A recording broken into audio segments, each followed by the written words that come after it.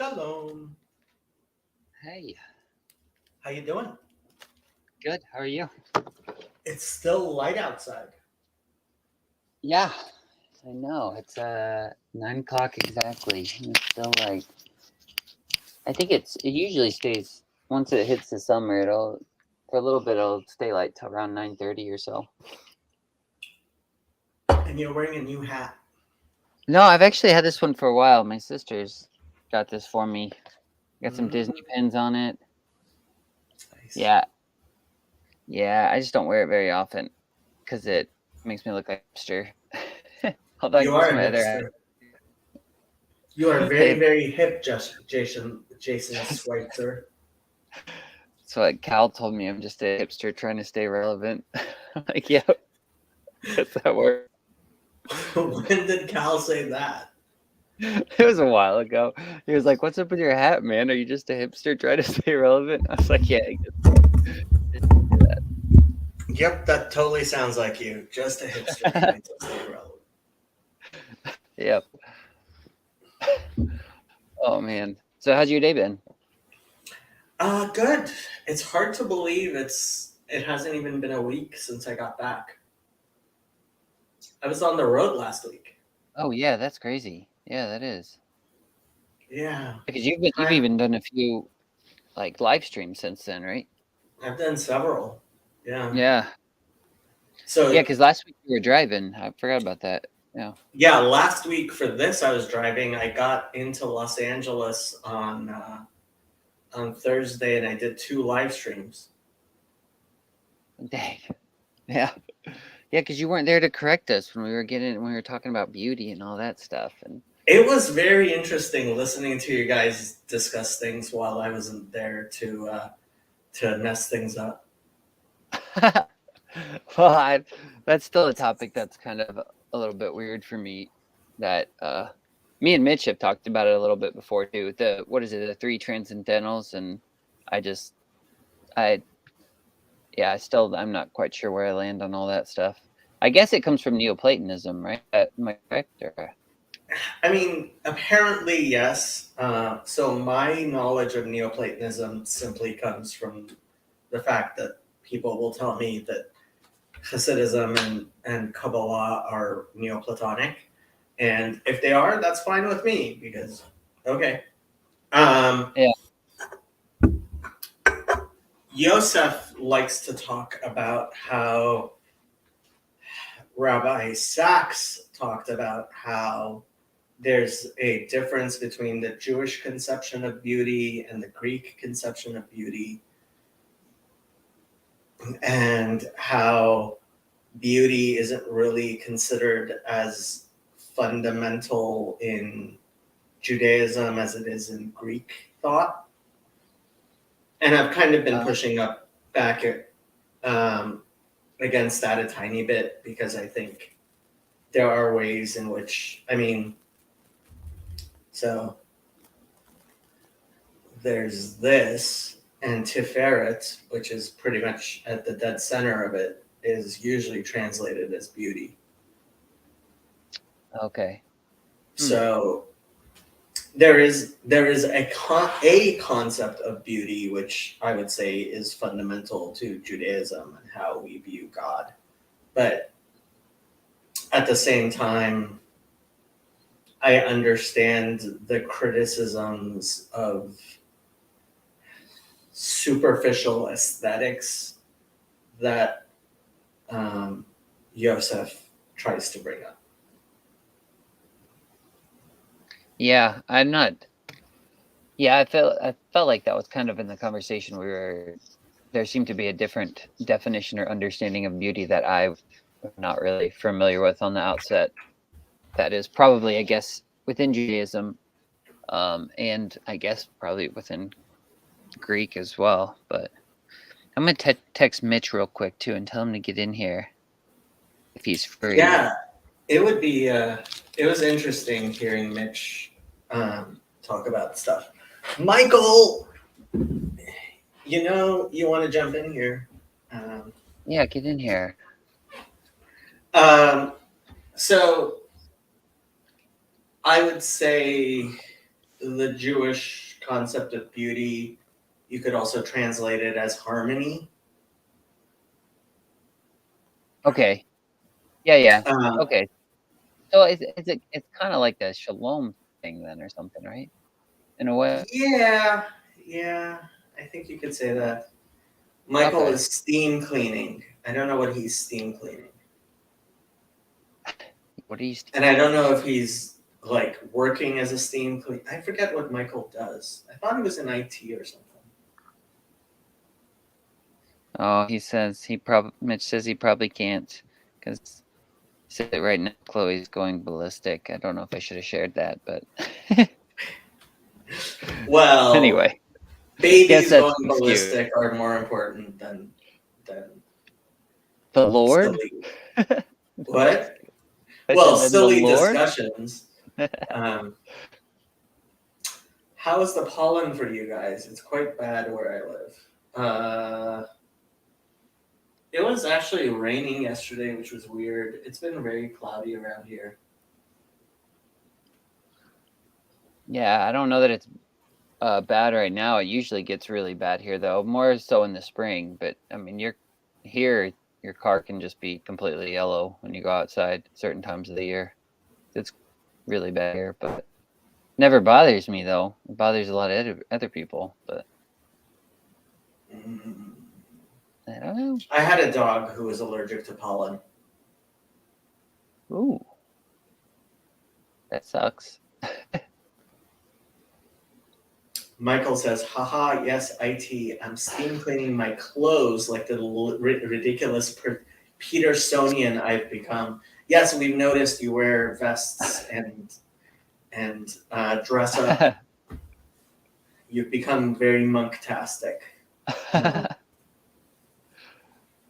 Yeah. That never works out for me. Even when I think about doing something like that, I just always am dressed and trashy.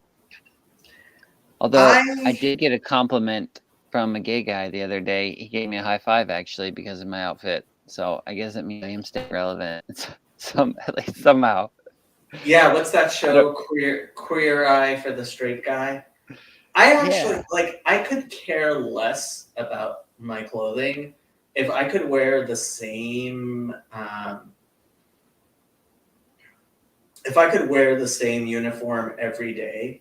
Like I would totally do the Lex Friedman thing of wearing the same suit every day. Whoa, that sounds nice. Jonathan! Hey. Wow, you're alive. Hey. It's been a long time since we've seen you. Yeah. Can you hear us? I don't think he hears us. He doesn't seem to hear us. Yeah. Can you hear us? He's not hearing us. Oh, that's weird. Elijah says, it hasn't rained like a month where I live, but it's rained in LA. What the heck? It's global warming, I tell you. Global warming. Yeah, I hear a little bit of your conversation about that. I was listening to that today. I didn't get to finish all of it, though. Did you see my comment? On what? On your video? Which video? The one, it was what was it? The decline of the Steel Age or something like that? Downfall of the, I don't know. Oh, Steel Age collapse. Yeah, it was you and Raj and Sandy, and this isn't even what Sandy was saying, but I just said that I agree with her that school is stupid and doctors are dum-dums. Yeah, school is stupid. I saw that. That's weird. Oops. I have to take this call. You guys have fun. I'll be back. All right. Okay. What's up, man? How's it going, Jason? Good. How are you? Good. Well, I got sick, but other than that, good. No. Is it COVID? Is COVID still around, or I thought it was over? I've got no clue. I think it's a cold, but hey, you know. Yeah. We shouldn't mention COVID. We should just not mention it. It's like it never happened. That sucks, man. So did you just get sick, or are you like getting over it? I don't know. I think I'm like midway through it. I got sick like 2 days ago, so yeah. Yeah. How about you? Still around. Yeah, I've been good. Had a like 2 days off of the Pizza Hut job, so that was kind of nice. So I only had to work my one job in the morning, which has it was starting to pick up, but it's been a little bit slow. So I've kind of only had to work, just a few hours during the day, and then kind of almost had days off, which is kind of nice. But Mhm. yep. Yeah. So are you done school yet? When did you finish again? It's sometime this month, right? Next week. So Oh, dang. yeah. Got all your tests next week? Yeah. That It'll be sucks. fun. It'll be fun. Yeah. Yeah, all you gotta have, right? Well, how many more years do you have? 2 more. 2 more. Oh, so you gotta keep up your GPA, I guess. Somewhat. Maybe you don't. Half and half. Have it. Yep. So how's everything else going? Did you become or were you becoming a priest or something like that? Oh, Jonathan. That's what they. How's it going, Can you hear us Jonathan? now? Yeah, my headphones just died on me as soon as I jumped in. Hmm. Oh, okay. It's all right. Jacob up? got a phone call, so he'll be back. But I'm so sorry. How are y'all doing? Sick? Yep. Yeah. I get I'm sick in the spring, usually Mhm. once. It's rough. is it still Yeah. spring? I guess for like another couple of weeks, Oh, wow. technically. Feels like summer Yeah. here though. See, so how have you been, Jonathan? What's new with you? I've been good. Haven't been able to get on the live stream in a little while, but been keeping up on the threads, the discourses. Got my Rabbi Sachs book for the book club. Oh, nice. Yeah, it's a good read. What are we talking about in your Bible study today?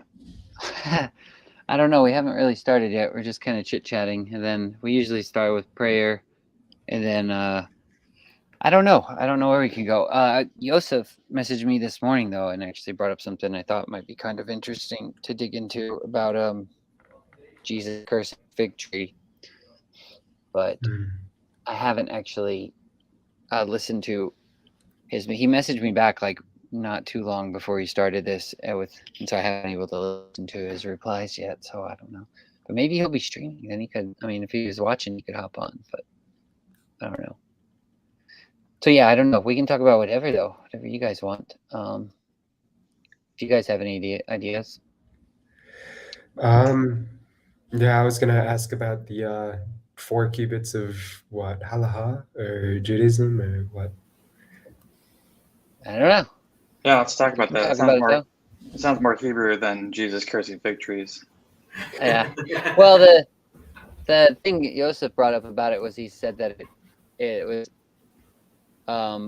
in all the ways Jesus does actually seem Jewish. That's one way that seems very un-Jewish to him, because I think Yeah. it's the command in Deuteronomy, right, that you're not supposed to harm trees with fruit or something like that, or Well, it fruit-bearing doesn't have trees. fruit. Yeah, Yeah.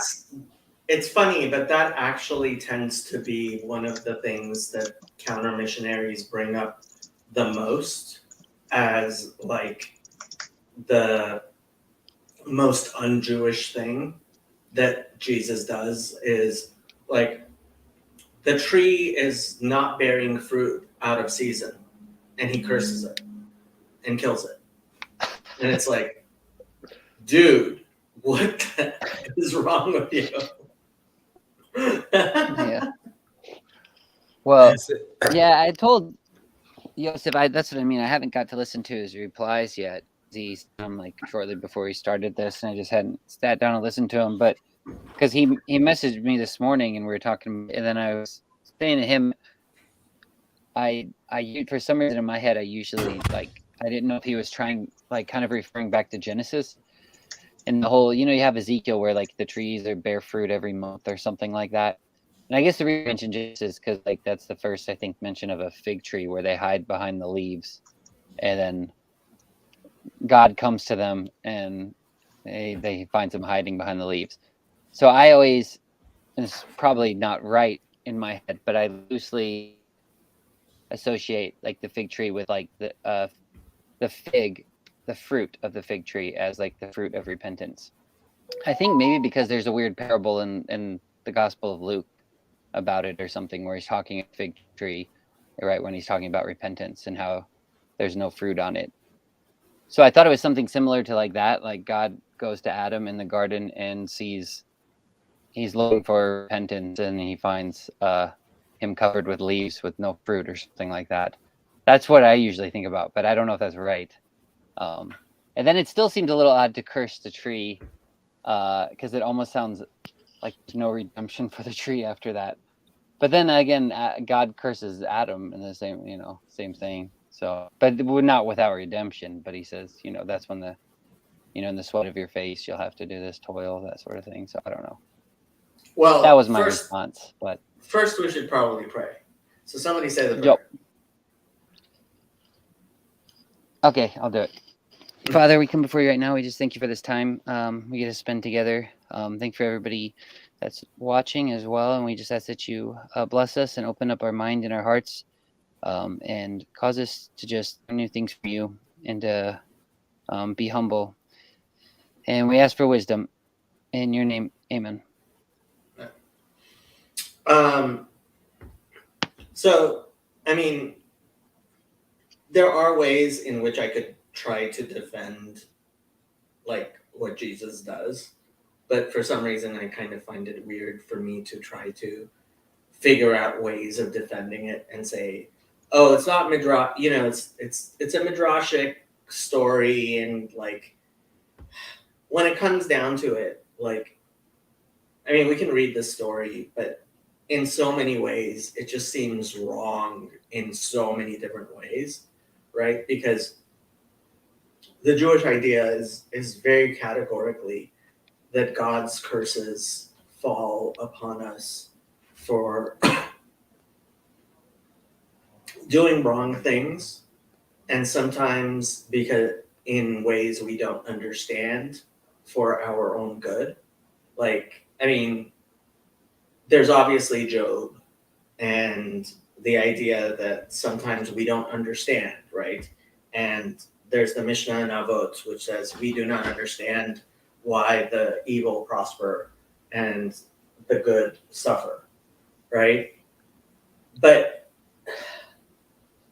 especially when you look at it from the Christian Trinitarian point of view, right? Jesus is the all-knowing God, right?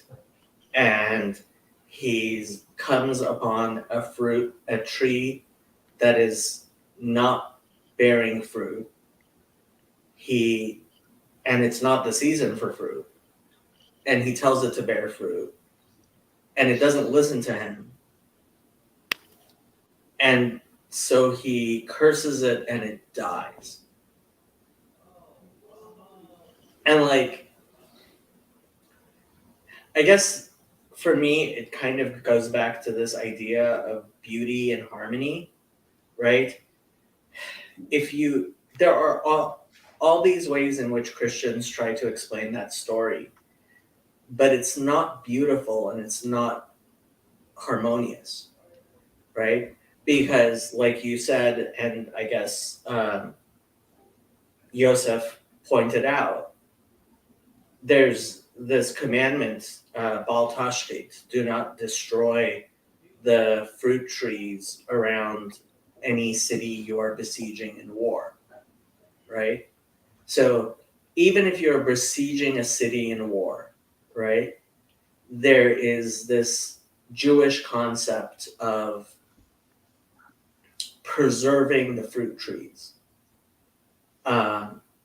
And this seems to be in so many ways against that which Judaism teaches, that I have a really hard time even taking the attempts at making explanations like, oh, well, I guess one of the explanations I had heard was that the fruit tree describes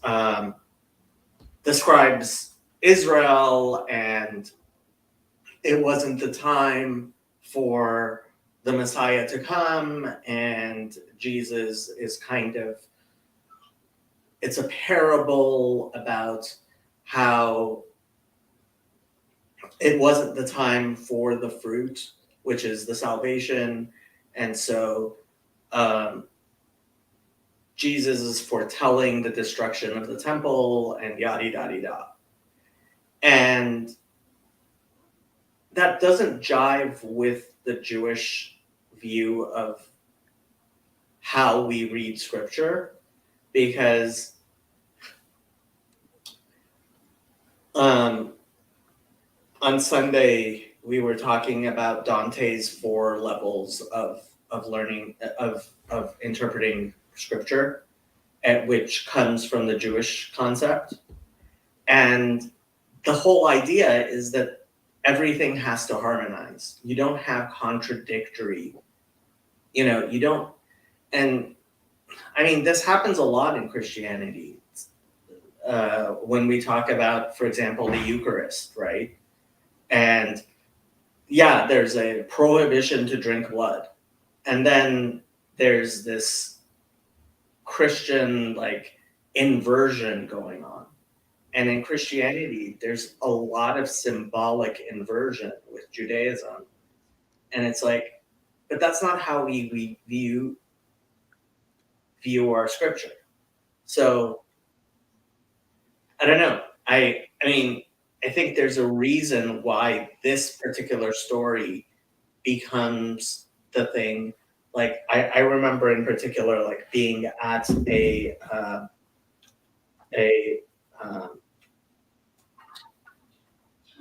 I remember being at a Yom Ha'atzmaut celebration. God have mercy on my soul. Israeli Independence Day celebration here in Los Angeles, and there's always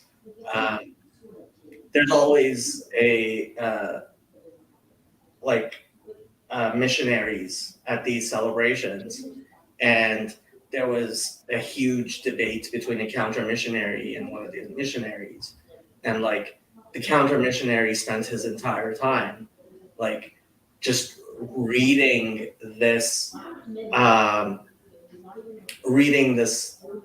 story of Jesus cursing the fig tree, and he was like, yeah, this is not the Jewish Messiah. This is not Jewish in any way. This is not the fulfillment of Judaism in any way. And it is like, where is this story? Is it in Luke? I think it's in multiple ones. I'm pretty sure it's in Luke, but I think it's also probably in Matthew. Would be I think it's probably Matthew in 21, 18 through 22. Luke 13, 6 through 9.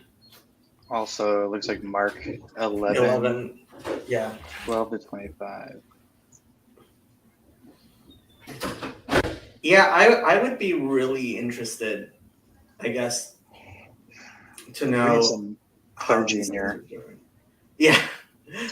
Because, I mean, I've heard this story growing up, like for, years and years, and it just kind of gets glossed over, or the other scripture reading is picked for the homily. Like it's not dwelled upon. I'm not familiar with any like authoritative interpretations of this.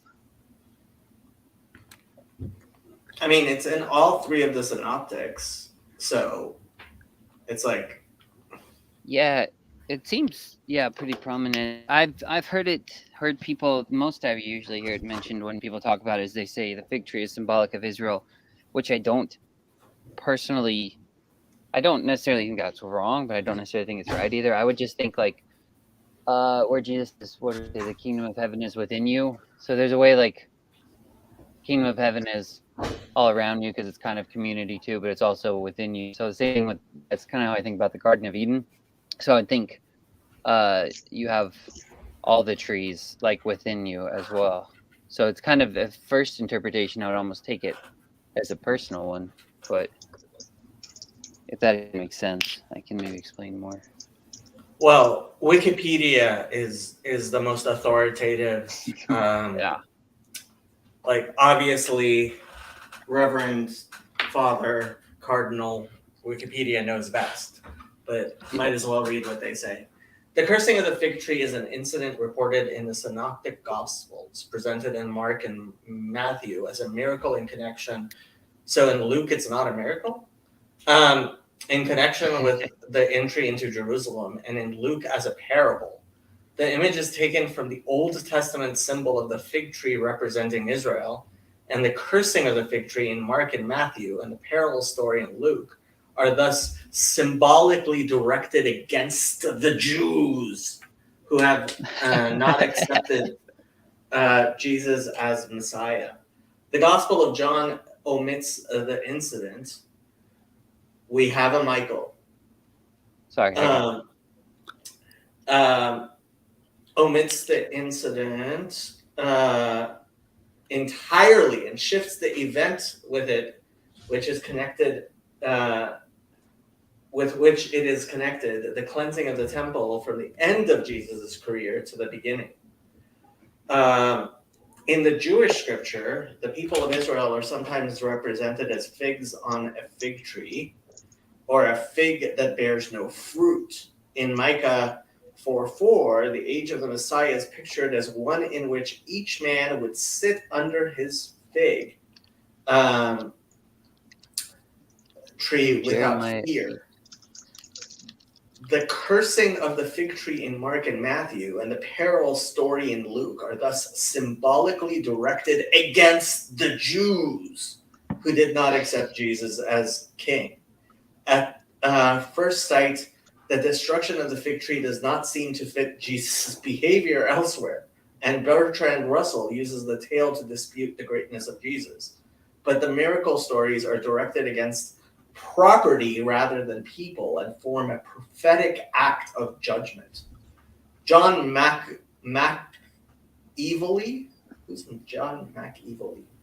Roman Catholic clergyman, gives a Catholic interpretation in his gospel commentary, writing that the episode can be regarded as a prophetic parable and that Jesus had previously performed all his miracles as proof of his merciful benevolence, but now also he confirms the faith of his disciples instead by displaying the rigors of his justice.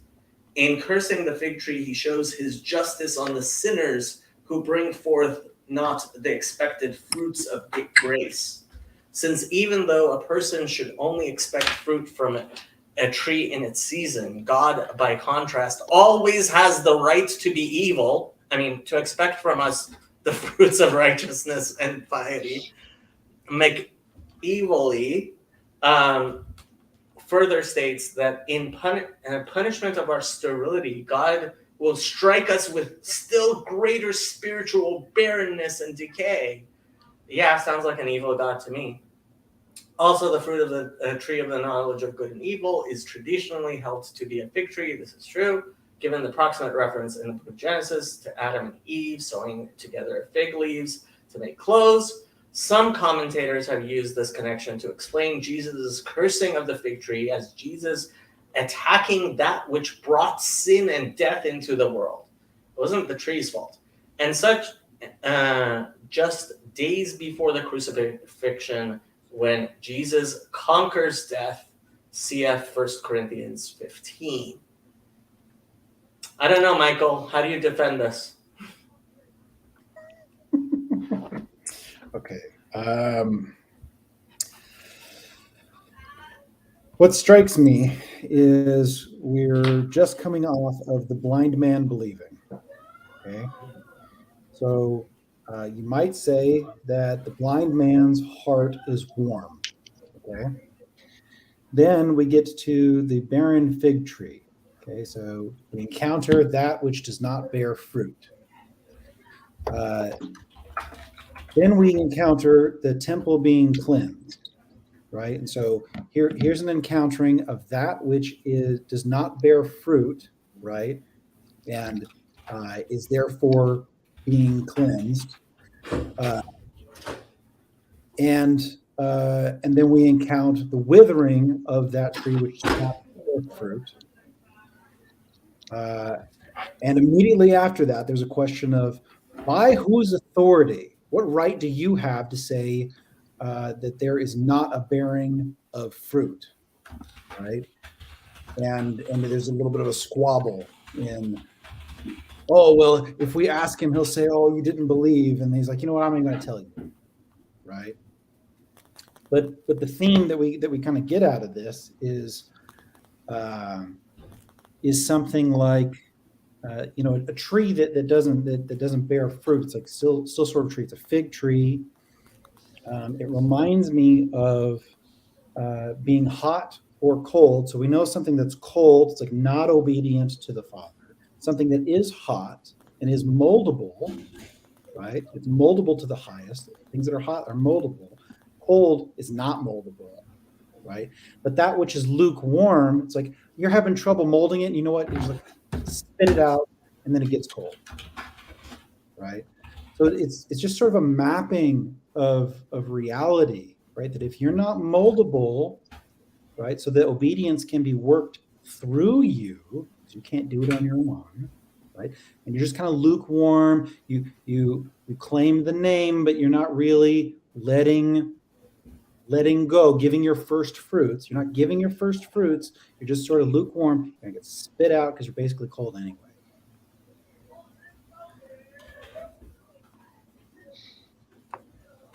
I mean, what can I tell you? It's typical Christian hand wavy. Like, it's like, oh, this doesn't really mean what it says. It's different. It's different. But am I saying that, or am I saying that's exactly what it is, and that's the larger pattern at play? The story, as I know it, specifically says it was not the season for fruit.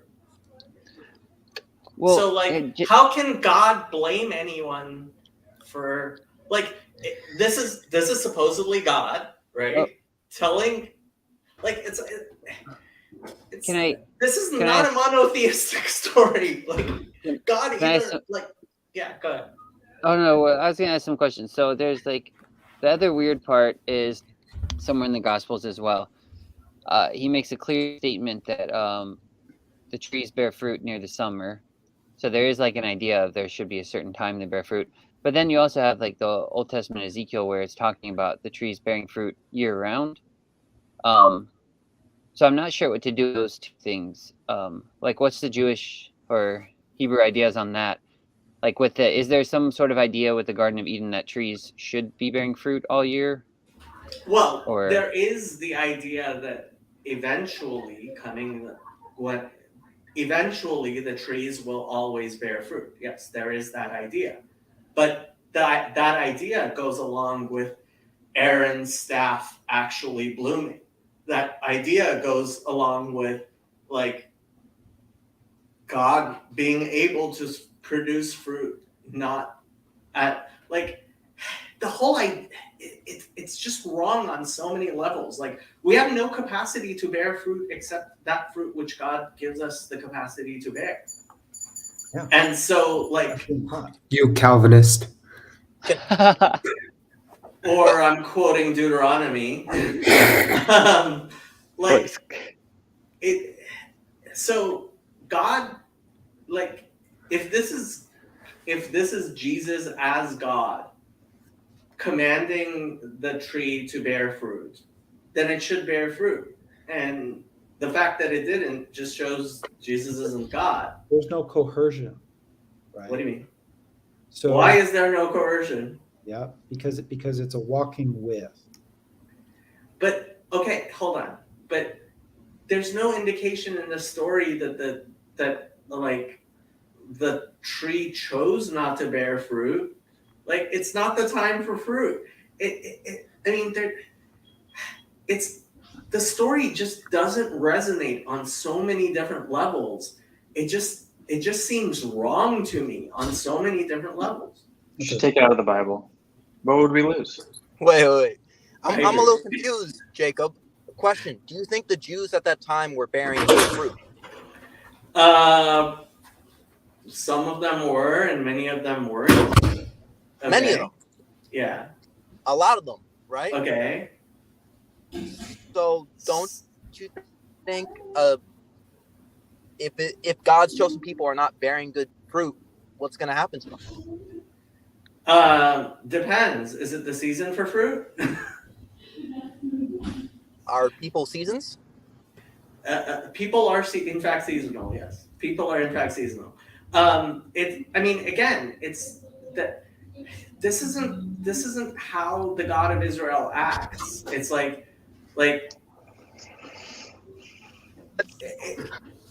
This God how the doesn't. God of Israel acts? How many times have the Jews of Israel messed up and God has cursed them? Oh, sure. If they mess up, yeah. No. So there's a categorical difference between messing up and being punished for your messing up, and then not messing up, which is what this story seems to be saying.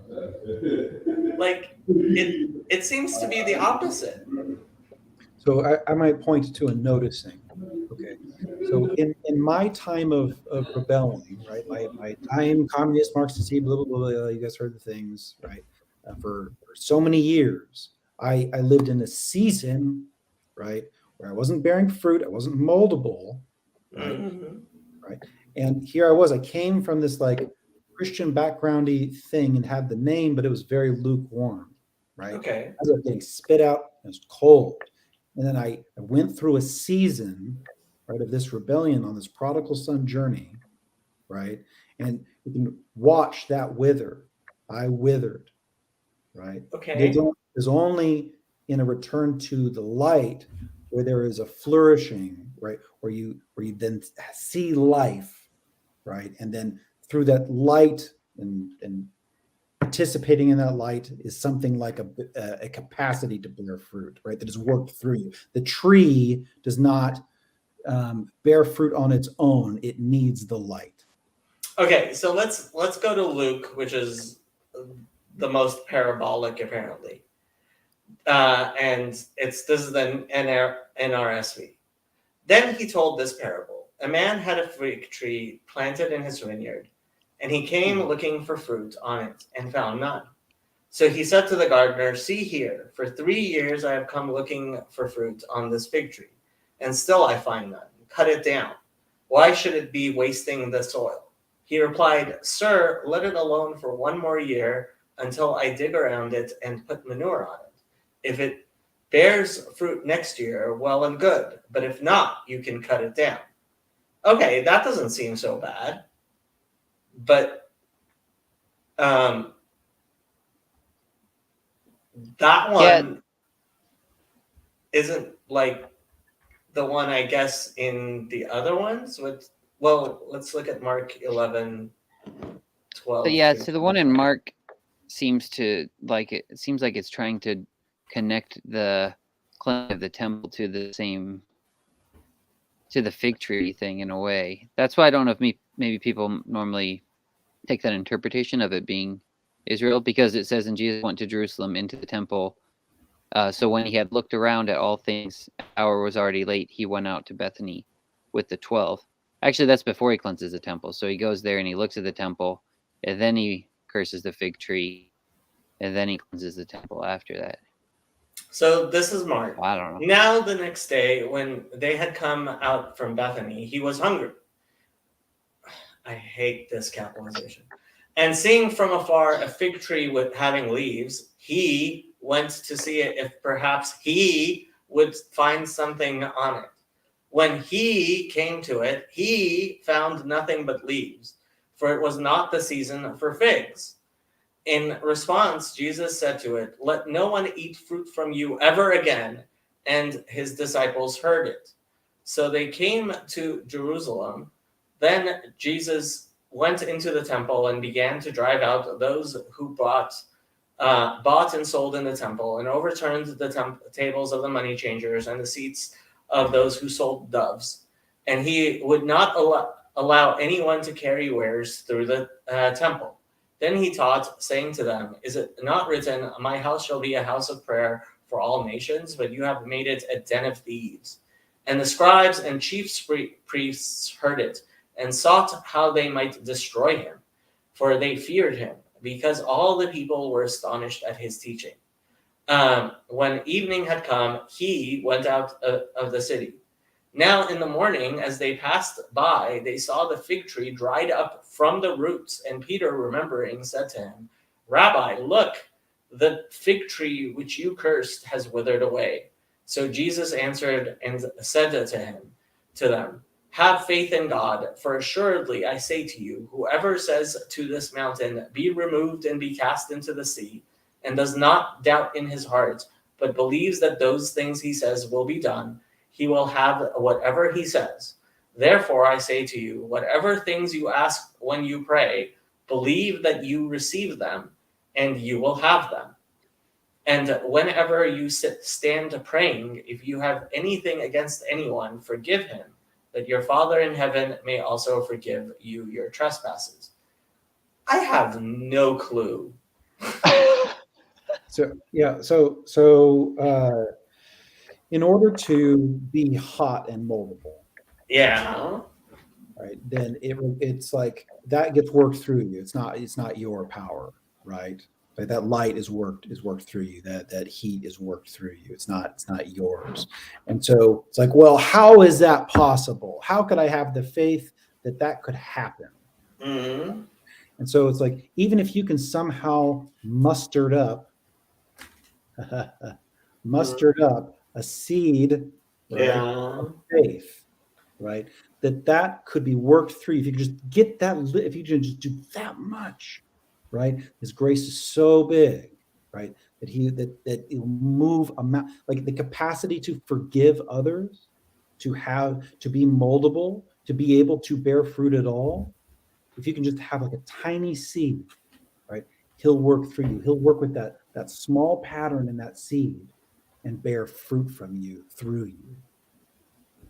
What does that have to do with the fruit tree being cursed and withered? So without that, right, without even that tiny bit, right, then you might find yourself at best lukewarm, right, or cold. You're not bearing. And God's gonna curse you and you'll wither and die? So it's something like if you're Jacob. not obedient, right? If you don't turn to him, then you just a natural occurrence of this is that's what happens. You separate from the Father. Jacob, it's because fig trees lose their leaves, man. They get their leaves back and they're supposed to have fruit. When it has leaves and no fruit, the fig tree it's being lukewarm.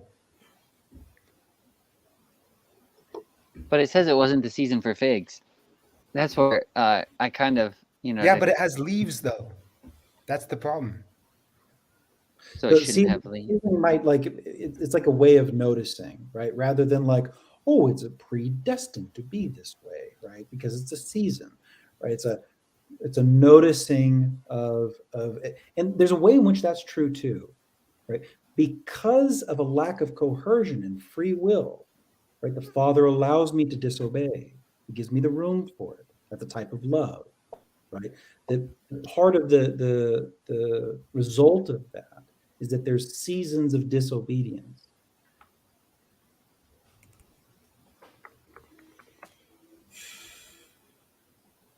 I'm a bit confused. Don't know what to tell you guys. Jacob, Wait. you're killing me. I solved the fucking riddle. I'm a little confused, Jacob. None of us here know what a fig tree look like. I have no idea what a fig tree actually looks like. I have Well, two no, of I them. probably have So, seen fig trees. I but- can tell you a story real quick. I bought 2 fig trees, and one of them's doing great. The dogs went and ate the other one. So you gotta wonder, did God tell the dogs to kill my fig tree? Neither of them have fruit though. One has leaves. The other one's all chewed up. I'm telling you, there's a I think we parable. have to ask Matthew Pajot to actually raise a fig tree so he can explain this to us.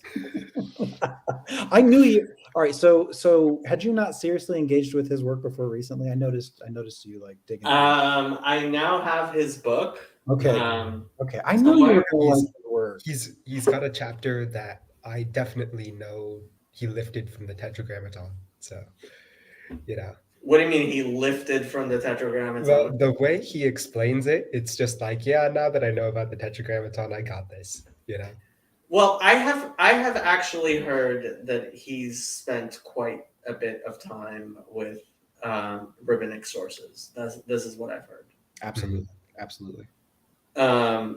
And so, I mean, that sounds better than what most Christians do. Yes. Yep. Yes. The part that I think gets me most about the passage is where he says "ever again," because it sounds so. I know, like it sounds like there's no reason. So He's unforgiving like and yeah. Yeah, which makes, I mean, it makes sense if I'm thinking of, because I do think the one unforgivable sin, to me, it seems like it's just unforgiveness. Like it just seems like that works. Like how can, I mean, how he says here later, God forgive you, don't forgive your brother. It's just like, but so like that would kind of make sense if I'm trying to read it and I'm just thinking, like I said, just taking it personally.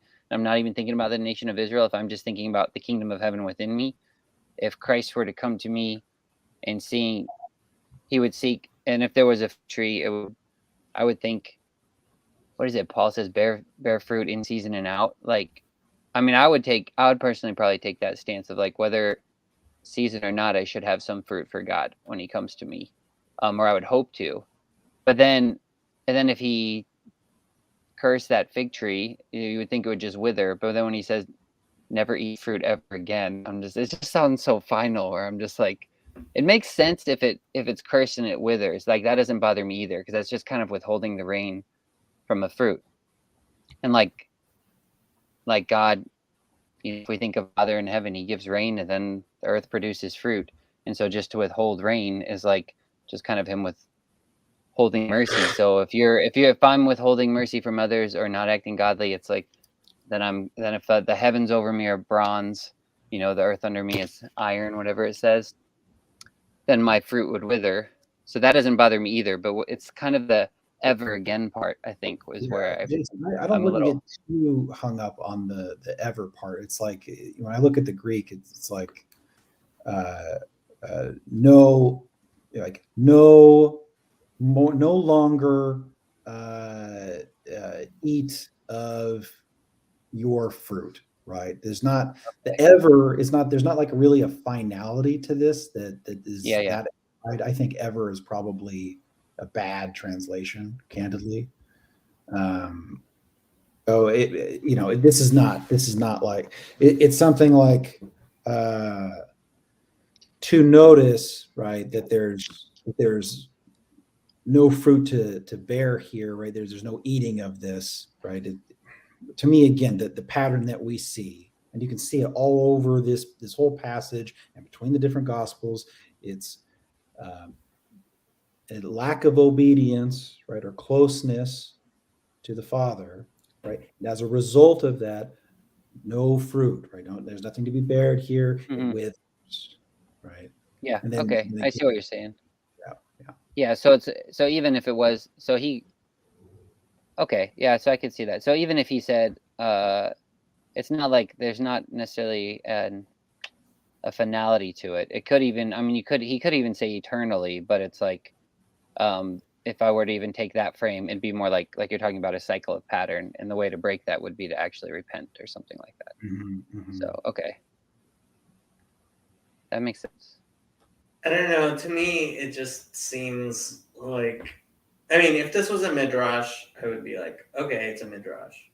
If it was in my scriptures, I would probably spend a lot more time trying to figure it out than I have any like actual reason to like.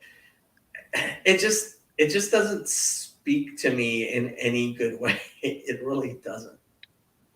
Sorry, we're in a Hebrew Bible study, and you're saying that you're not interested in digging into some Greek scripture. I don't understand. Does it feel like we're doing acrobatics, Jay, to make it fit? I'd hate doing that stuff. I mean, it feels like you're trying to like.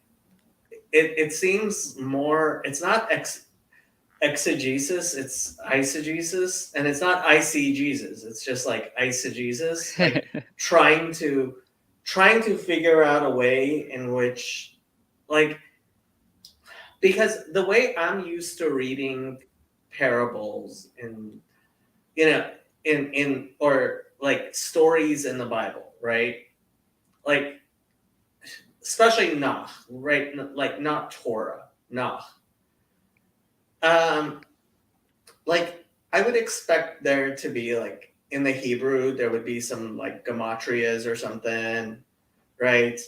And I would be able to go to one of the commentators and he would like have some cute gematria or some cute thing with the fig tree and what Jesus says and stuff like that, which would make it interesting and the type of thing I would expect out of Nach, not really very much Torah type stuff. But yeah, I speak, and it's like I don't feel like I have any of the tools of symbolic, like trying to understand it, and like the story itself just it doesn't speak to me. Like I thought it was supposed to be a Genesis callback, right? Because like the whole idea is that if Adam and Eve like waited a bit and like followed God's command, they would eat of the tree of knowledge of good and evil, right? But they don't. They eat it when it's unripe. And then Right. here Christ comes up and it's like, okay, there's leaves, but there's no fruit or whatever. It's like the same situation. So he curses the tree.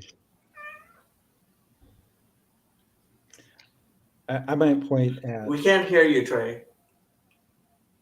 Fig tree had 3 branches. We still can't hear you. You're not muted. I have no idea what's wrong with your microphone. I might point at that which bears fruit according to its kind, right? So when something is disconnected, right, it bears fruit according to its kind, right, even the lack thereof.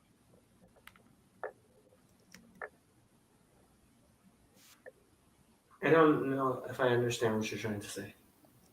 So I think Andrew's right about what in that it points back to Genesis, but I think that it points stronger into our understanding of fruit, right? And so there's a giving of first fruits, right? There is also understanding that it's here's this mappings of different layers, and each layer bears fruit according to its kind, right? So by the means in which something bears fruit, right, can kind of tell you what it like what kind of tree you are by the fruit you bear. Okay. What does that have to do with this? He says there's no fruit, so it's a bad tree. Hence the withering, and hence the further discussion for. I mean, and look, of course he's making that claim about the temple, right? It's like here's the whole thing. He's going, I'm here because this is all dead. Everything's withered. There's no fruit, right? All of you are asking for war. You're looking for some Messiah to come in and kill everybody.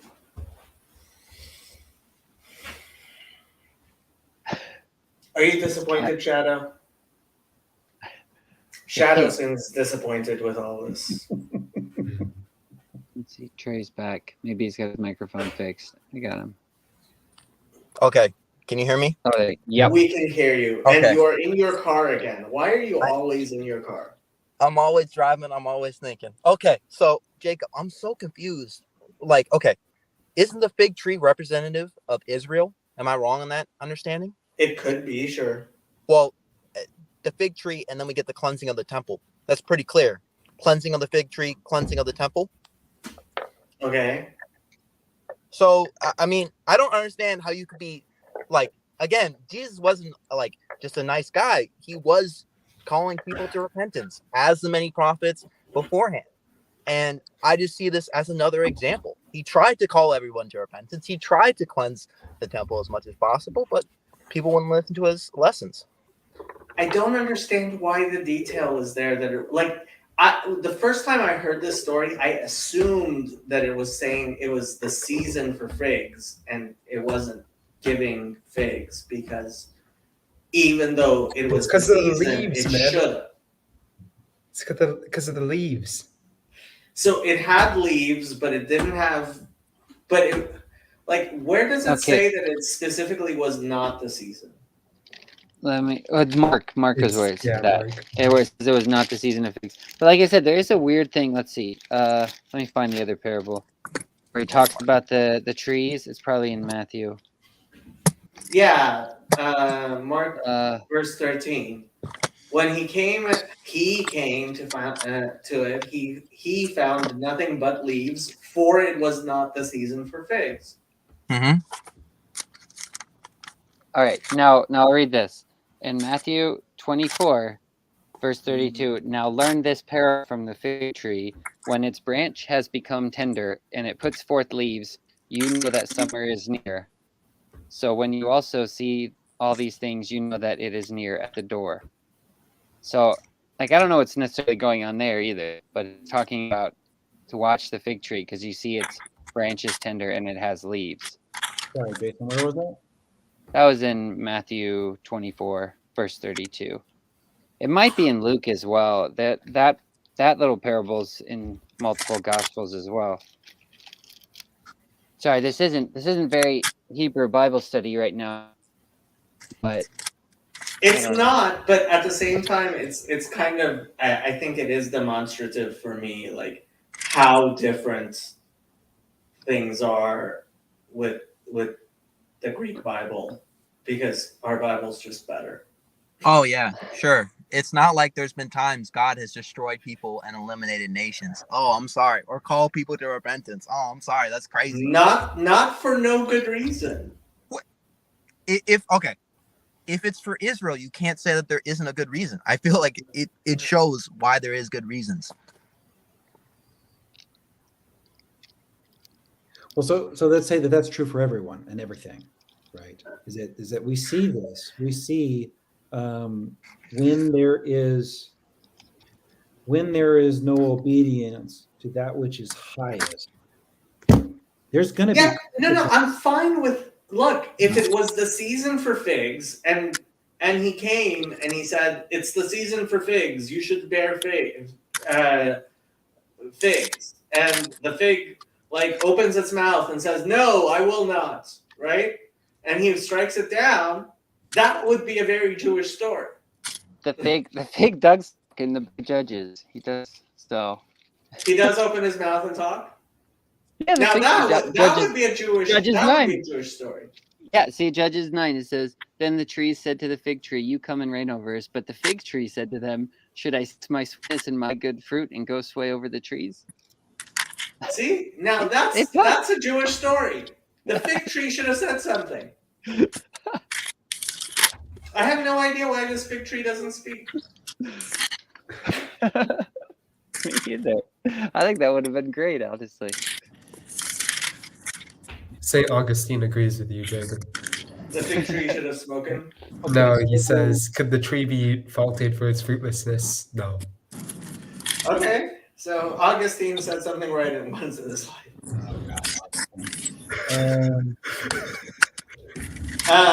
So Elijah says, Ephraim the Syrian has like some sort of explanation that I don't get. Like so he's Elijah talking says, about I am once again asking for your support. Elijah is the Bernie Sanders of this channel. For Hebrew Bible. In Judges 4:9, why is it bad for God to deliver in the hands of a woman? I have no clue what you're talking about. Deborah. Safaria. It's While Deborah. Jake is looking that up, Andrew, what did Saint Ephraim say? It's talking about the nature of the fig tree. He says when it's cut, it requires many months for it to dry up. Yeah. That's real. So like when you're cut off, so like you leave, you're in rebellion, right? You cut yourself off from Christ. You're gonna go do your own thing. Like mercy extends so far that even when you're out in your own rebellion, there's sort of like some mist, right? There's a mist of goodness that follows you, but at some point that wears off, and then there's just death.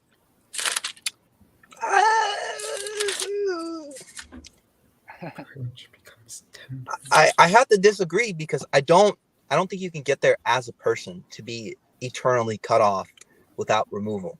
Because my understanding is this: if the Jewish line is not cut off, no offense, Jacob, you can't really have Jesus.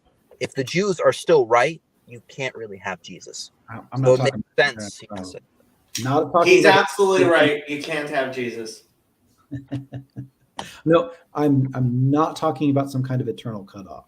Okay, I'm talking about operating in a law of death, right? And even those who are operating in the law of death can turn towards repentance and participate in law of the Spirit and life,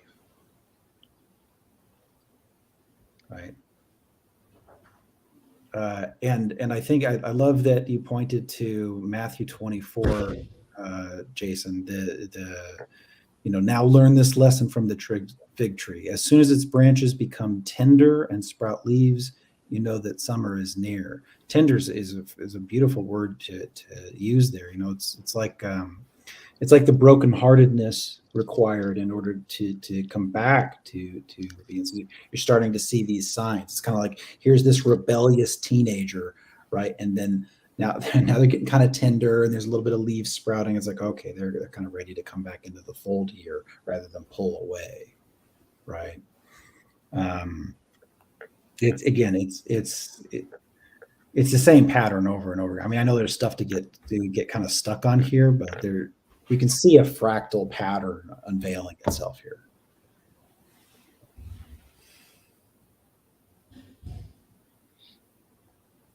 Yeah, that I part don't of know what Matthew to always tell seemed you. to I be- don't see the pattern.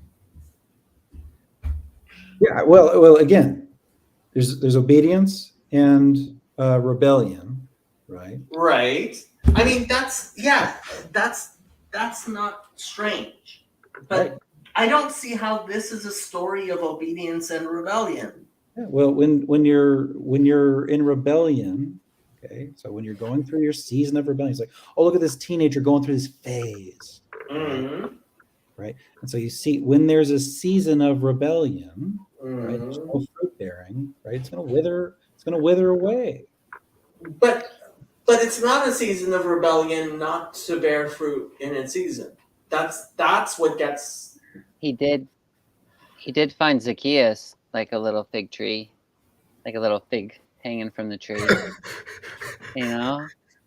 He was a nice little repentant man, just hanging up there. No, the part in Matthew always reminds me of was like, for some reason I connect these two. It says, and this is 2 Samuel, but it says it happened in the spring of the year at the time when kings go out to battle. And that for some reason that always reminds me of when he's talking about watch the fig tree. Like there's the time in the spring of the year when the trees are about to bear fruit, and it's the time when kings go out to battle. Yeah, Whatever that means, to be like extra aware in those times or something like that. So 33. So also when you see these things, you will know he is near, right at the door. Right? Truly, Yeah, I like- tell you, generation will not pass away until all these things have happened. Heaven and earth will pass away, but my words will never pass away. Yeah, it's right there. Like judgment's on its way. Sandy's in the comments too. Sorry. Should we say, do you want to get into this this question, Jacob? Yeah. Well, I've been trying to look Yeah. it up, and well, so this Radak got translated into English, so might as well read it. Into the hands of a woman. Are you guys looking at what I'm looking at? Yes, you are. So this is the Radak on that thing, Rabbi David Cordovero. Some explain it as Yael. So when Devorah says a woman, and the Malbim actually also said this when I was looking at it, that when she says a woman, she means Yael. Since Sisera was delivered into her hands, and that Devorah said this prophetically, but it is not correct with relation to the verse when it stated, however, there will be no glory for you. Rather, its explanation is like this. If I go, there will be no glory for you, but rather the glory will be for me, since the salvation will be through me. And they will say that the Lord delivered Sisera into the hands of Deborah. So this salvation will not be called by your name. So I guess the Radak is kind of saying that it's the fact that it's her as opposed to Barak. Yeah, and But I saw that's- the Malbim actually kind of says that it is Yael. But why is that bad? There you go. It doesn't say that it's bad though, does it? Well, she says to him, "You should go. I shouldn't go with you, because it would be better if this is done through you as opposed to done through me." Whatever it is. And I have to say, Nach is for girls, so I have no idea what's going on. He Jonathan says, says, imagine showing up to Christian Bible study and just asking questions about the Book of Mormon. Our Haredi Noahides are going to run you guys out of our Bible study. Dan, that's the story of Chomi the Ma'agal, the circle maker, right? What is the story of Chomi the Ma'agal? So Dan says, the story of an old man planting a fig tree, which takes many years to grow. The king is passing by and asks the old man, why is he planting a tree that he will never see the fruit from? Years later, the man brings a basket of the fig fruit from the tree he planted as a gift to the king. That may be Choni Hamagel. I don't remember. There are several similar stories from the Talmud, none of which I know very well. I do have a question for you, Hebrew Bible related. What's going on with like the big thumb, the big toe, and the right ear? You know what I'm talking about? Where they anoint that? Right. So thumb in Hebrew is godel, which is the same word really as gadol, as big. Right. So when it talks about the thumb and the big toe, like in Hebrew, those are both called godel. And I mean, the right-left symbolism, a lot of this stuff when you're reading it in the Hebrew, there are like puns and symmetries, and which just don't translate very well. Like when you say right, yamin, right? It oftentimes gets translated as right hand, but it's just right. And I don't know, these are the types of things that like in Hebrew, when you read it in Hebrew, there are word plays and it makes more sense ritually, like symbolically, than when you try to translate it to English, it ever becomes easy to understand.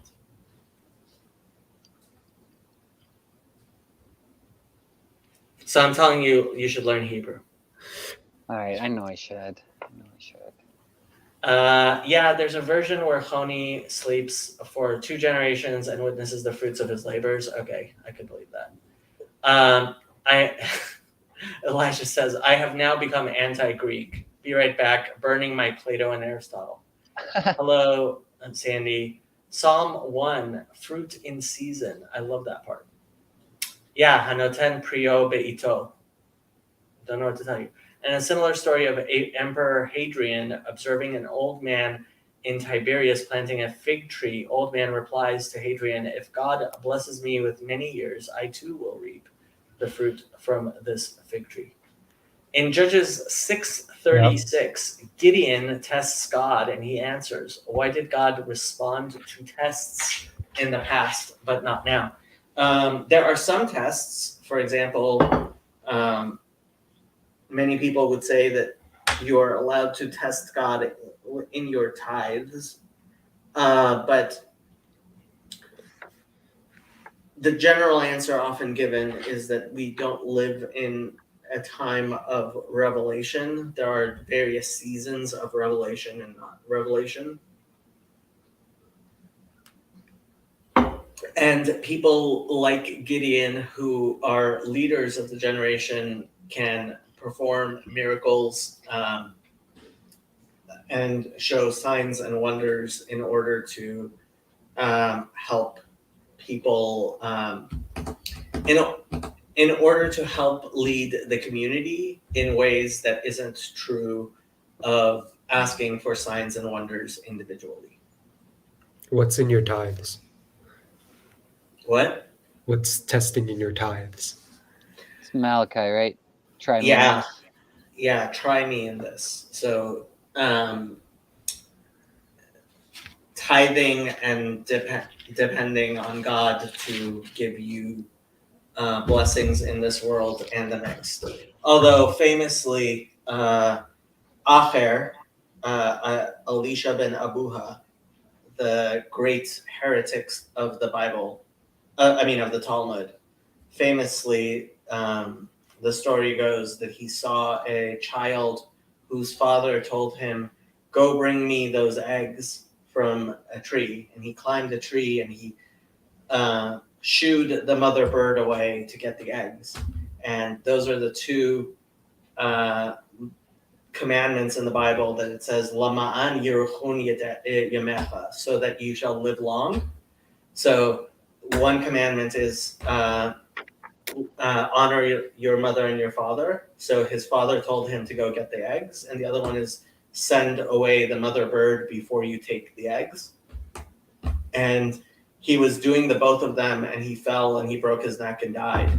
And that's how Acher became a heretic. Wait, You what? saw it. So wait, the other command that you will live long is the one where you take the eggs and not the mother bird? Yeah. You send away So- the mother bird before you take the eggs. He did both of these and he still died. At the same He died. time. He was doing the both of them at the same time and he fell and broke his leg. Neck, sorry. And died. Yep. So is this like some sort of Job story or something? That's tragic. Kind of. I mean, that is one of the explanations given in the Talmud for why Acher became a heretic. He said, I don't believe in Torah anymore. Oh. I really love that story though. That's great. And you're mad about a little cursing of a fig tree. Ooh la la. I say it's like a parable of parents raising their children. In beginning, parents are very close and hands-on. As the children grow up, they become more independent while the parents observe from a distance. I have no clue what you're talking about. Ephraim the Syrian says that the owner of the fig tree was breaking the law. Before we get too deep into fig trees again, I do actually have a question that won't get us to the New Testament.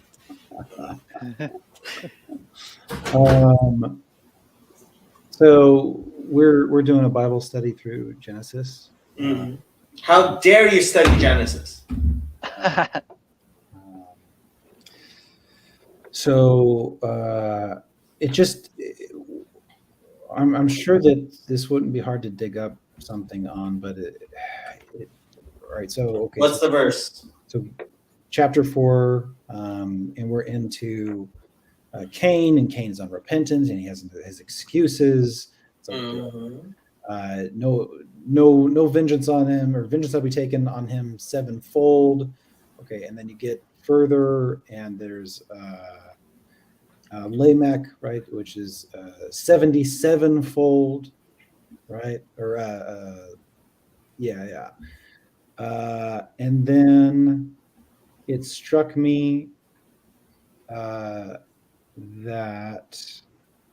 Seth lived 707 years. But then all the days of Seth were 912 years. I was just curious if there's anything that in that matters to you. You mean as far as the numbers? So, for us Christians, we forgiveness and 70 times 7 is something Right. that's significant to us, so it strikes me as something like a So reversal of resentment that lasts all this time. It's like, yeah, that's how much forgiveness is what reverses that. well, I mean, so there is the verse, a righteous man falls 7 times and gets back up, Mhm. right? And so Sheva, right, 7, is not an exact number of 7, right? There's an Onion article I really, not Onion, Babylon Bee.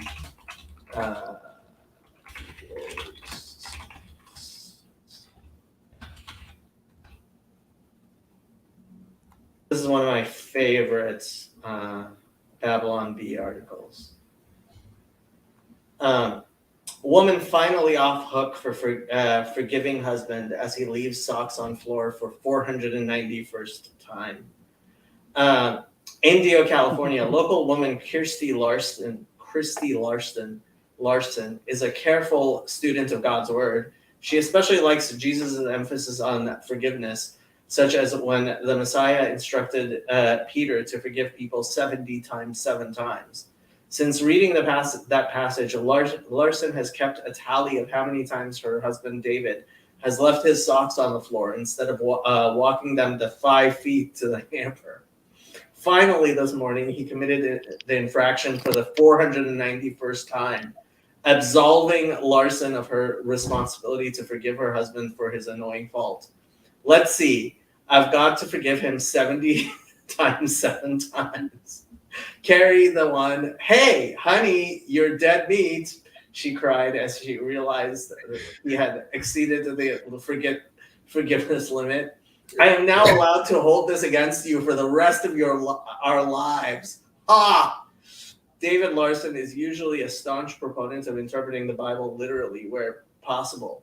But since this morning's incident, he has come out in favor of a metaphorical interpretation of that particular passage. Jesus just meant forgive me forever, like a really big, unattainable number, I hope. The husband and father is also rapidly running out of his free passes for sticking a dish in the sink without so much as a quick rinse. Sources confirmed at publishing time. So, yeah, the numbers in the Bible are very, very famously not exact. And so, yeah, So I'm pointing at Seth's stage, right? So here's Adam, right? He has this other son, right? And this son is according to his form and image, begot a son according to his form and image. I can't find where, but it's something there's a relation to Abel, right? There's like a beauty to this, right? It's like Seth is in obedience. And it's like, okay, well, here's this age of Seth, right? And there's like All right, so all the days Adam lived, now Seth lived 205 years and begot Enosh after he begot Enosh. So Seth has this short period, and then there's a larger age of Seth of 707 years. Mm-hmm. And I guess what I'm asking, and it may just not be fruitful here, but is the significance of the age of Seth. Okay, so let me read 5:7 in the Hebrew, and I think it might. I hope that it becomes clear. ויחי שת אחרי הולידו את אנוש 7 שנים ו800 שנה ויולד בנים ובנות. Did you hear all the alliteration? ויחי שת אחרי הולידו את אנוש 7 שנים ו800 שנה ויולד בנים ובנות. In Hebrew, the alliteration, like Hebrew poetry is alliterative. It's not rhyming. Mm-hmm. And so, for example, in all of Genesis 1, the letter Gimel doesn't show up until like verse 9. Mm-hmm. And there's only 22 letters in Hebrew and not even 22 different sounds. Mm-hmm. Okay? So, there's definitely alliteration and poetic and symbolism and all that going on, which is why I'm very reluctant to be too direct in Sure. exactly like, Moses lived 120 years. The first 40 years he did X, the next 40 years he did Y, the last 40 years he did Z. Like the Talmud does that with so many different people. Rabbi Akiva didn't study Torah for his first 40 years, and then spent the next 40 years studying, and then he was leader of the generation for the next 40 years, right? And so, I don't know, it might be my anti-modernist like shtick recently, but I have been kind of very much pushing back at like too much exactitude, while at the same time, like there's a book there, which is an English translation of Derech Mitzvotecha by the Tzemach Tzedek, the third Lubavitcher Rebbe, which I remember he spends a lot of time talking about the various ages and doing the gematrias and talking about the symbolism. But that's always at a level that there's the primary level, and then there's the secondary level, and then there's the 4 levels. And I would say that at the primary level, it's just giving you some years, and mostly 807, like Sheva Ushmona, right? Meot, Sheva Shanim Ushmona Meot, like in Hebrew, 807 is actually 7,800, right? Mm-hmm. And that's a lot more of just a poetic way of talking about a large number than it is just saying 807. Did you say that you do have Matthew Pajot's book? Yes, Mike gave it to me when he left here after Gino. It is around here somewhere. Do you mind taking if you see it? Do you mind taking a look at chapter 25? Let me see if I can find it. Yes, sir.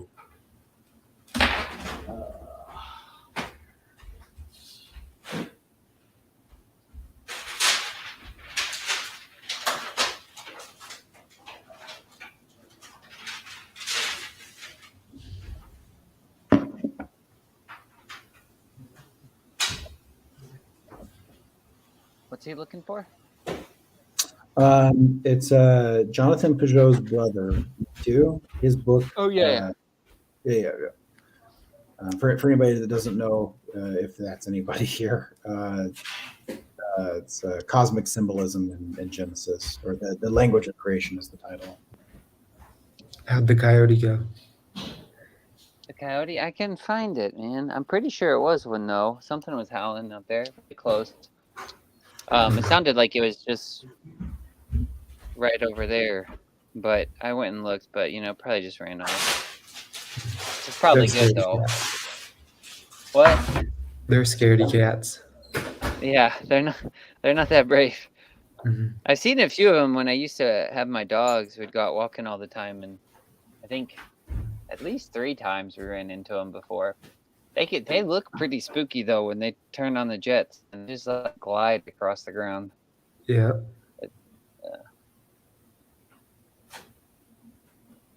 I feel bad. I feel like Jacob's on a goose chase now.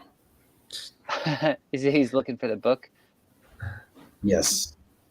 Well, shouldn't it be right there on his desk since he's reading it? My goodness. It's probably in the bathroom. I'm sure it's around here somewhere, but I don't know where. Considering how small my apartment is, it's actually quite weird that I can't find it, but Oh, I wonder if that's right. yeah. Well, we could see part of it. We could see the diagram. Jacob, What are if we you talking about with the language thing? What did I miss? found it. There we are. It was in the Red Bull. I blame the Red Bull. Chapter 25. yeah, it might be page 78, maybe, but chapter 25 for sure. The red hat. Chapter 25 is page 89. Okay. Adam's descendants as microcosm. Abel was a herder of flocks and Cain was a worker of the ground. Like all stories in the Bible, the story of Cain and Abel is a simple narrative with tremendous implications. For that reason, its meaning cannot be fully examined at this point. Okay. Instead, the purpose of this chapter is to recognize the cosmic patterns of heaven and earth and their implications in this narrative.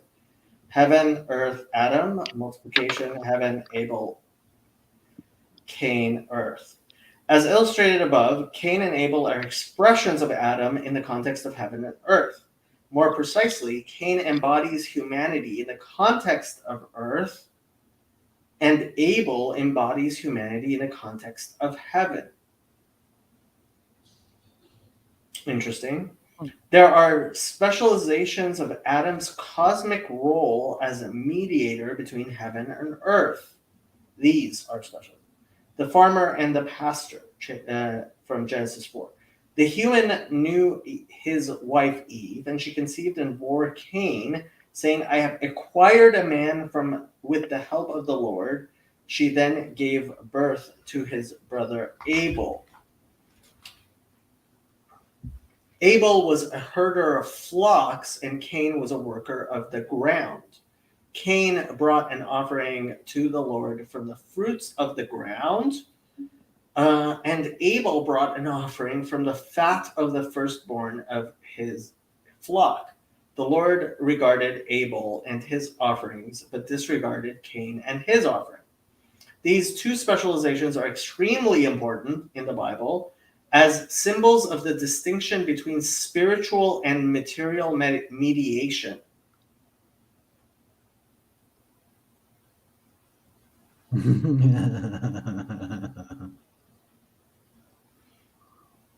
I don't like the implication that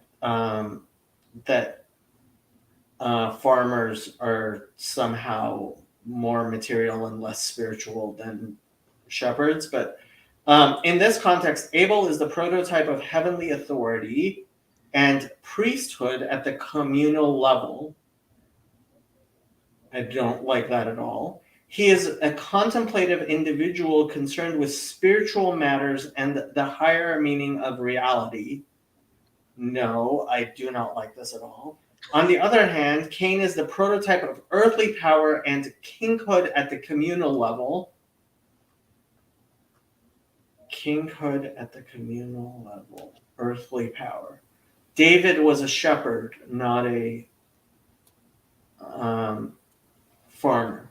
He is more concerned with possessing the land and dealing with its practical realities.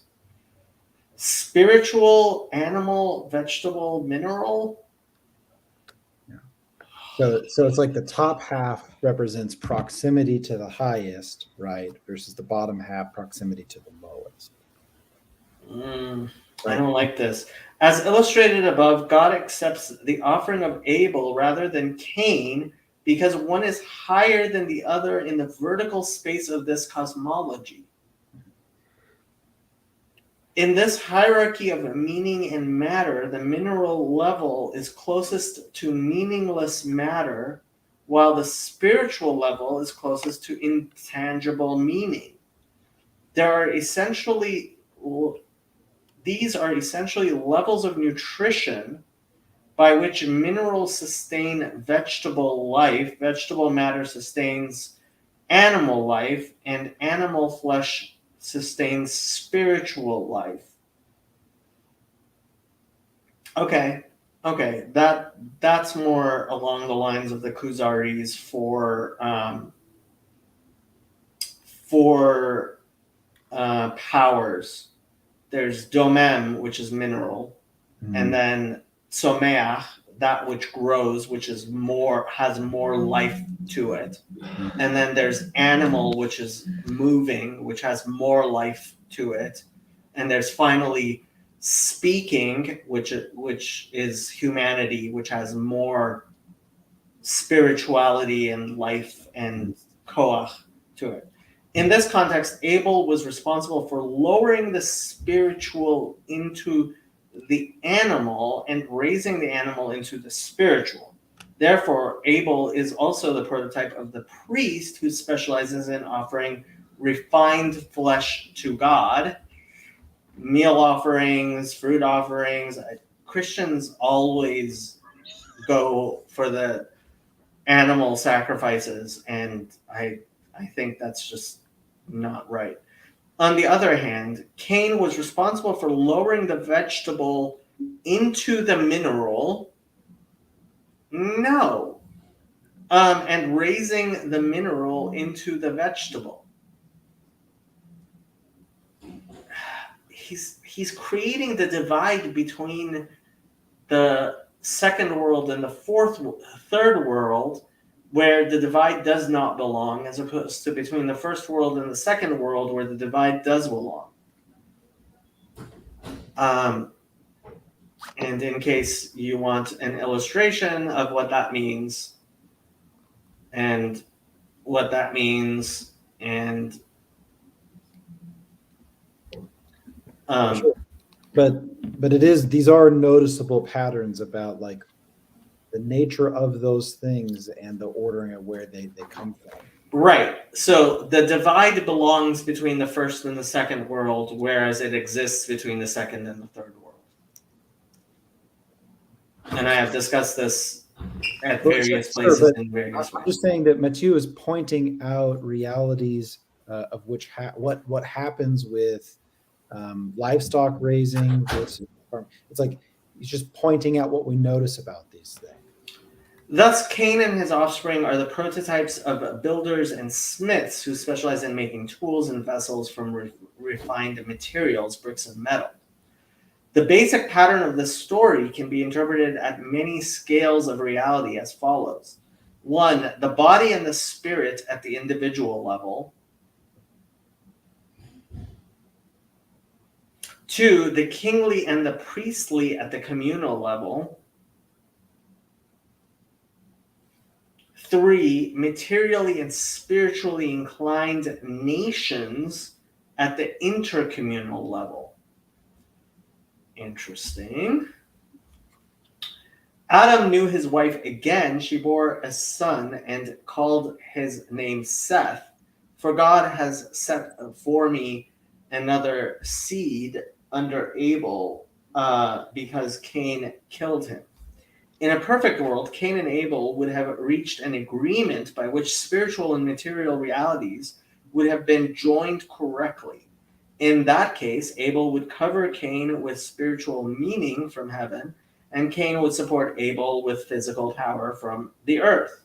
Okay. Unfortunately, this crucial agreement between authority and power could not be reached at this juncture. Abel means breath, with the connotation of vanity, because he was just breath or bodiless meaning. This means that Abel was full of lofty ideas without concrete facts or support to support them. He was a great spirit without physical power. On the other hand, the word Cain is connected to nest. Yes, but I think kone, to acquire, is really, I mean, that's what it says specifically. Because Cain's most important function was to build a stable physical reality, a temple or nest. Again, I think kinyan and acquiring is more indicative of that. To host a higher spiritual identity. Adam lived 130 years and bore a son in his image, and he called him Seth.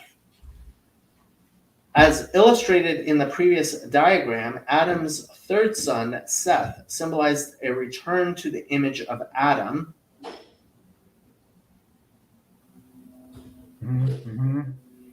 Which is also the image of God. The following verse also indicates a recovery of the image of Adam, humanity, on a smaller scale, and a renewed communication with a heavenly identity, the name of God.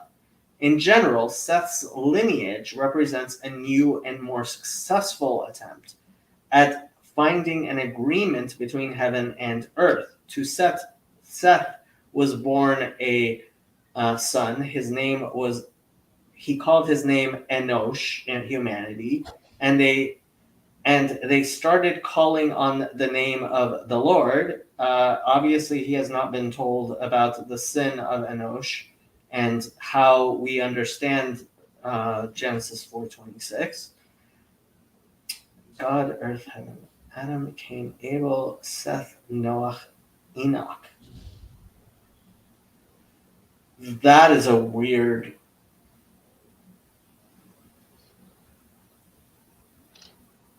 Noah and Enoch. Interesting. In general, the genealogy of Adam is built around a series of embedded microcosms where the same patterns are reiterated at various scales. Thus, even in the generations of Seth, there is another reiteration of the basic cosmic pattern. In this case, Enoch dealt with higher spiritual levels, whereas Noah dealt with animals and material levels. There are widely held traditions about Enoch's communion with angels and his final ascent into heaven. As for Noah, his association with Cain is clear as the builder of the ark and as a man of the ground. Genesis 9:20.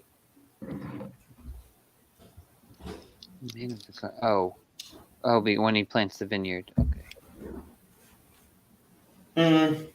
He became a farmer, is what mine translated says. Well, I mean, we can always look at Genesis 9:20. Genesis 9.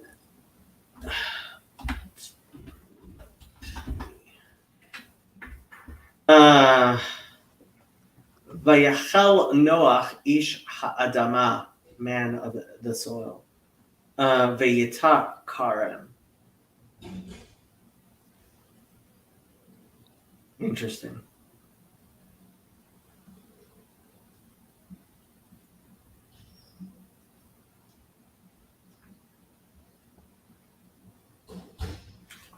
It's interesting. I have to say, his translation of 4:26 is very different from traditional Jewish understanding of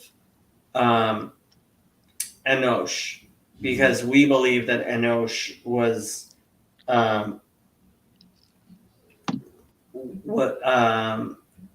the first to start worshiping idolatry. How does one gather that from reading? So, Is it a bad okay. translation? No, it's not a bad translation. It's actually it's an interesting. So it says Ulashet Gamhu Yulad Ben, right? So Shet also has a son. Veikra et Shemo Enosh, and he called his name Enosh.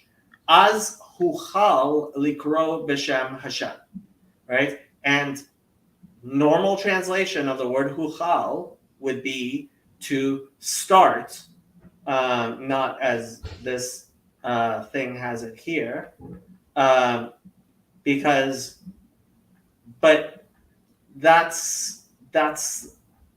but you can also translate it as it gets translated here, which is to profane, defile, pollute, desecrate, or begin. And begin is how is the first level of it, but obviously, like, what does it mean that he was the first to call in the name of God? Obviously, Adam also called in the name of God. Cain called in the name of God. Seth called in the name of God. So the not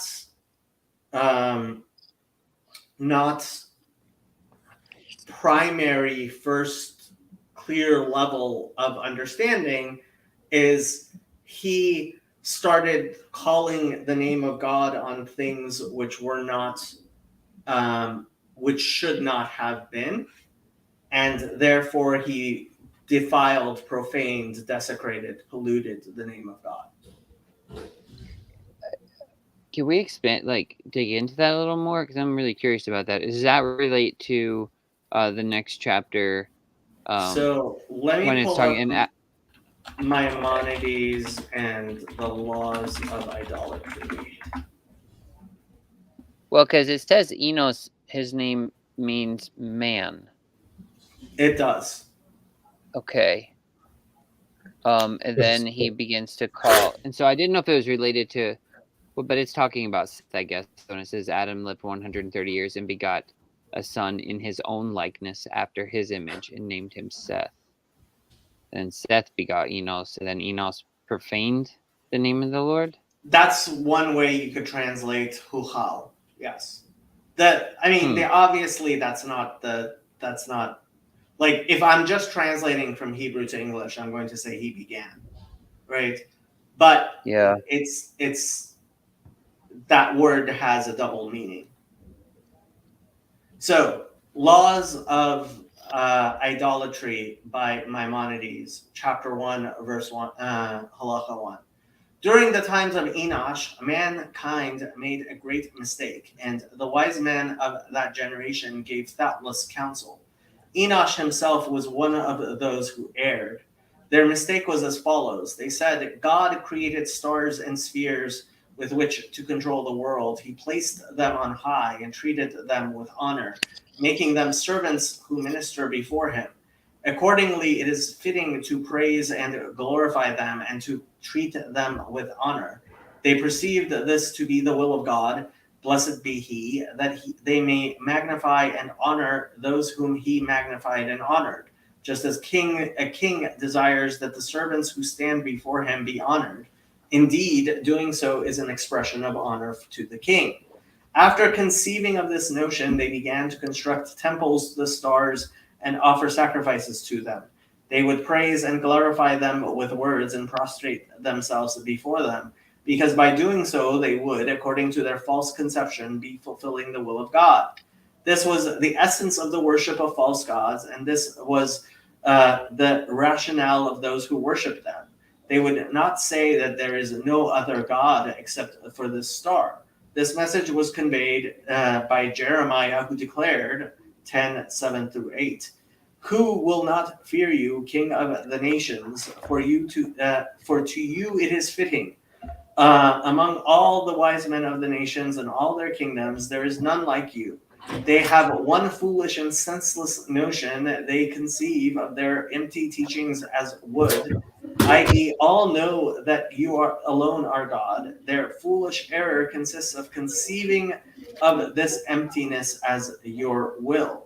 After many years passed, there arose people, false prophets, who told their nations that God had commanded them to say, serve this star or all the stars, sacrifice to it, offer libations to it, build a temple for it, and make an image of it, so that all people, including the women, the children, and the common people, could bow to it.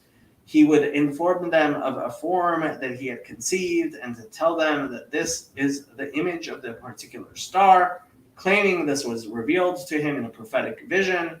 In this manner, the people began to make images in temples, under trees, and on tops of mountains and hills.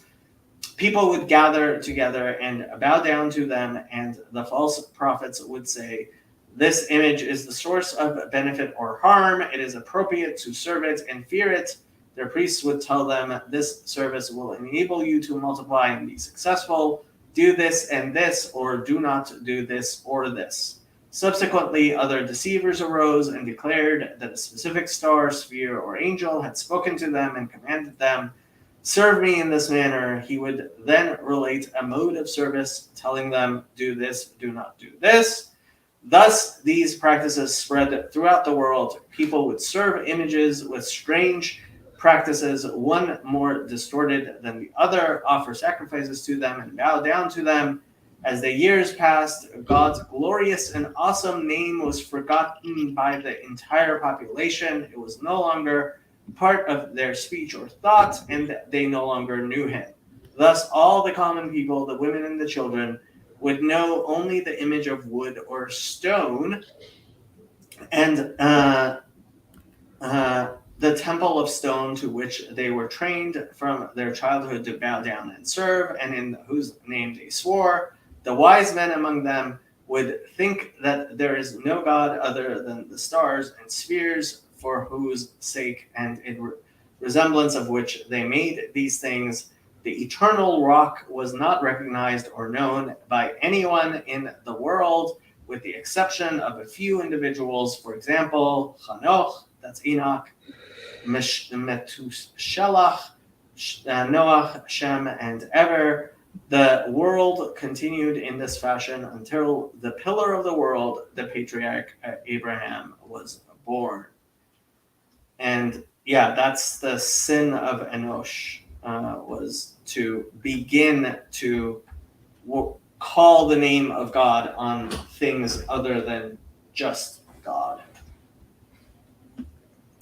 So what's the relationship between Enosh and Enoch?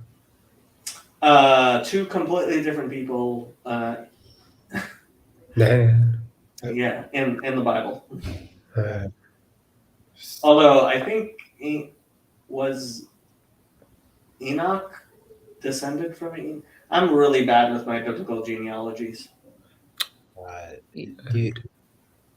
How do you see that the relation between Seth and Enosh, given what we got? Well, I mean, that's why it didn't make sense to me, because like I don't think Enosh was, I mean, he's obviously reading it from a very, like, that pun there isn't available to him, and it's not a ready thing. Like, he's reading it from an outsider's perspective, which often happens when I listen to the Pageos. Is there a pun happening with Seth and buttocks? Because I And just what? tried to look up your butt, the bottom, a person's behind. I just tried to look Shet? at that name, and it said something about that, and I didn't know why that was there. Sorry, I didn't Which mean to get verse is this? I was just looking up the name Seth on the BLB, no, Blue, yeah, Blue Letter Bible app thing. Chet, yeah. Huh. It does say that. I don't know why it says that. And it said something about when I scrolled down, it said the buttock, and the only reason I could, well, Numbers it says it means competition. 24:17. So let's look at Numbers 24:17. Numbers 24. Sorry, I'm getting way off course. We should get back to the age of Seth that we were 17. trying to dig into.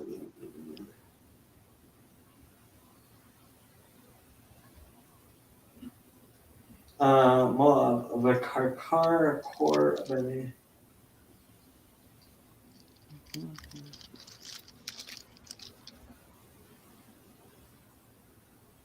I have no idea why it's saying Yeah, that's weird. I don't know. the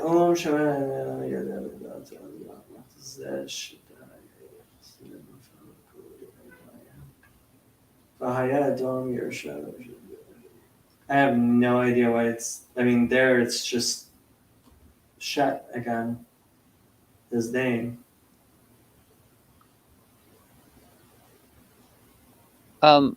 So what was the connection we're making with the age of Seth, right? Was it Seth we were looking at? The age of Seth and Yeah, I'm circling around this, and I'm not even sure what I'm attempting to point at. Like, I really, really don't know. So, it's like, okay, we understand the like a fall and a separation. Here's Cain, and but Peugeot sort of points at like something like a cycle, or I don't think that's really quite it. But we do understand that in Seth is an example of obedience or drawing back, right? Made in the image of God. It's representative also. Seth is also representative of an age of sorts, let's say. And what we I was trying to think about ages that we have a sense of, right? So we understand an age of Cain and technology, and like here's these layers of what happens, right? okay, I gotcha. In Seth, we have like a return and an obedience. Oh, well, Right. sorry, what was that? I cut out right as you said that. In Seth, we have a what? In Seth, we have a return and an obedience, right? Okay. In the Orthodox Church, during Lent, we have readings that go through Genesis, and it pairs it up with Isaiah and Proverbs, almost as a commentary. And leading up to the end of Genesis here, right? They go through Isaiah 15 or 5:16 through 25, right? Which kind of is like a rebuke and judgment against those who have turned. And then in Proverbs 15 through 6:3, there's sort of like an understanding of something like a return, and all through this, like the beginning of Isaiah and the beginning of Proverbs, they've been pairing this along with Genesis as we've been moving through it, and so you can almost see like these patterns of like waves of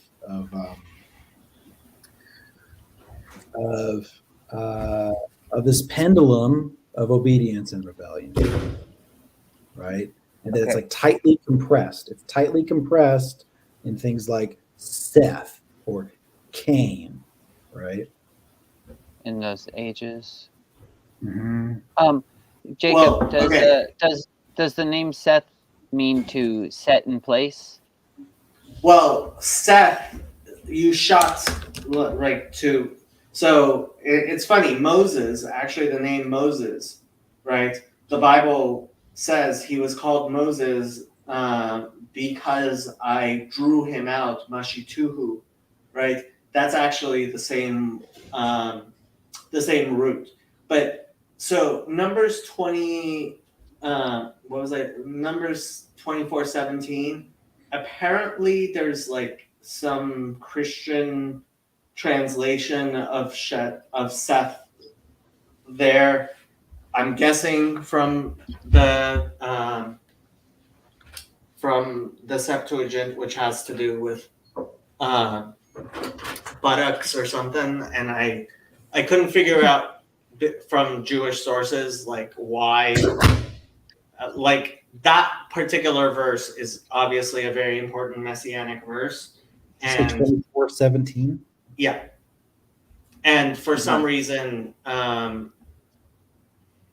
mean that's Darach Kochab Yaakov, right? A star came from Jacob, and apparently the Christian translations insist that Seth there isn't referring to Seth, while everybody else does. Which one is like all Seth? the Jewish? But which The one- what last word. The last word is Seth. Sons of mine says Yeah. destroy all the sons of tumult. So is that yeah, exactly.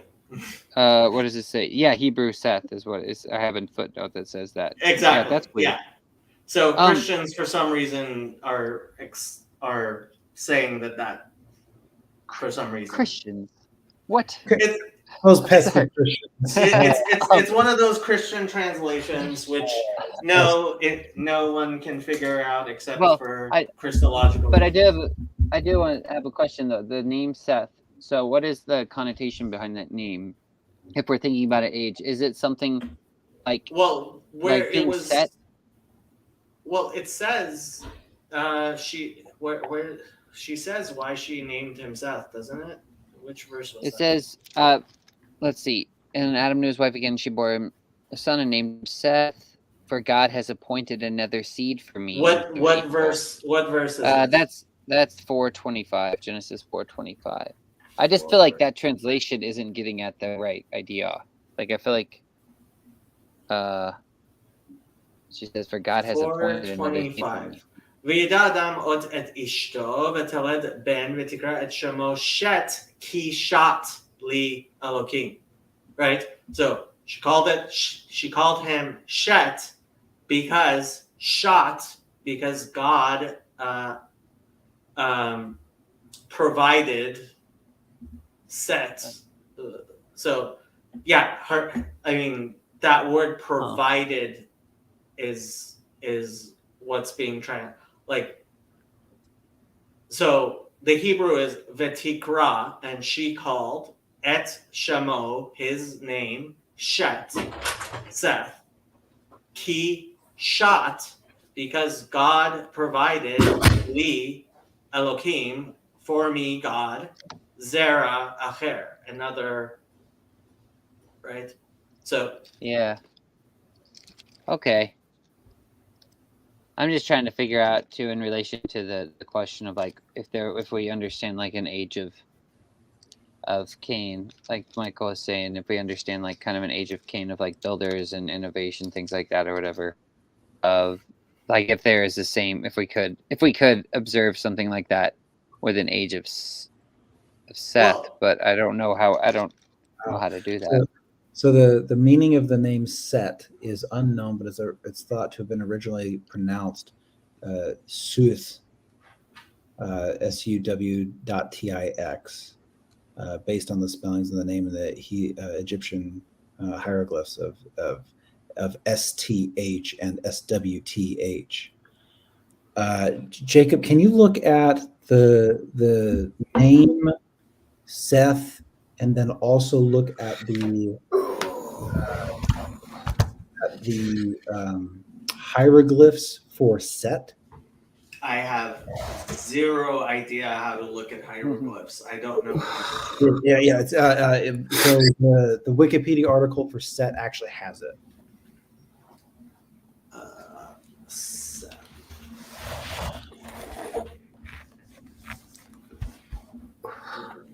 Seth Rogen. For the record, I have no agenda with this. I have no idea where this is taking us. I'm just like, I have no idea where this is taking us either. Seth is according to not that Set deity. oh, Yeah. Oh, like because it is an Egyptian deity, right? Yeah. Which one am I thinking of? Is it the deity of wisdom? No, I think I'm Set deity. Let's see. I'm not aware that this has any relation with the Hebrew. Yeah, agreed. But didn't Moses? I come mean, out there's a with- Copt here who actually knows Coptic who could be explaining this to us. Coptic relation to hieroglyphs. Well, if you want a linguistic thing, obviously, Coptic uses demiotic lettering, which is like simplified hieroglyphs. So 9 simplified hieroglyphs are used in the Coptic language. That's just about the best connection you're gonna get. There, yeah. Yeah. um, You just scrolled over it, Jacob. The black and white on the right hand side hieroglyphs. Yeah. Okay. Okay. So sorry. Go ahead. So go ahead, Andrew. Sorry. no, I mean, like, those don't look familiar at all. Those aren't demiotic. Mm-hmm. So, yeah. Well, according to Okay, this, it made, like, Ariel is the one who knows Egyptian. Yeah, give me a sec. Oh, yeah, I gotta turn off the music from this one game, so just give me 1 second. But yeah, so there's actually a really interesting phenomena here with yeah, give me 1 moment. Volume mixer. Oh wait, there, found it. Sorry about that. So basically, so what was it? So actually, I got to pull this up, but basically, so we have a record of a possible connection between. So basically, there's 2 gods in the. This is written by Senkuniathon, which it's derived from Sakun and then Yaton. So Sakun was apparently. I forget which god he was associated with in the ancient Near East, but basically Sakun was a god, and then Yaton means has given, so it's just like a typical Semitic name. But so Senkuniathon, his works were preserved in the preparation for the was it Preparatio Evangelica, I think. Let me see. I can pull this up, but he talks about this phenomena that directly parallels what you see in not only in the story of Cain and Abel, but what you see in the story of Osiris and Set. Yeah, but it gets flipped. So here I pulled it up. So yeah, so it's the where was it? Preparatio Evangelica of Eusebius. Everything we know about this comes from them, but it was Senkuniathon's creation. Let me see if I can. Yeah, okay, here it is. The Theology of the Phoenicians. And then now, okay, here I found it. So, I'm just trying to find the place to start where I don't have to read a bunch. Okay, here. I think is this. Okay, yeah, here. By these were begotten others, of whom were called Agris. Keep in mind, some of this is being translated into Greek. Some of it isn't. But so Agris, the other Agrorius or Agrotes, of whom in Phoenicia there was a statue held in the highest veneration, and a temple drawn by yokes of oxen. And at Byblos, which in Semitic is Jabal, it means like the mountain. In Byblos, he is called, by the way of his eminence, the greatest of the gods. These added to the houses, courts, and porticos and crypts, husbandmen, and anyway, from these were descended Amunos and Magos, who taught men to construct villages and tend flocks.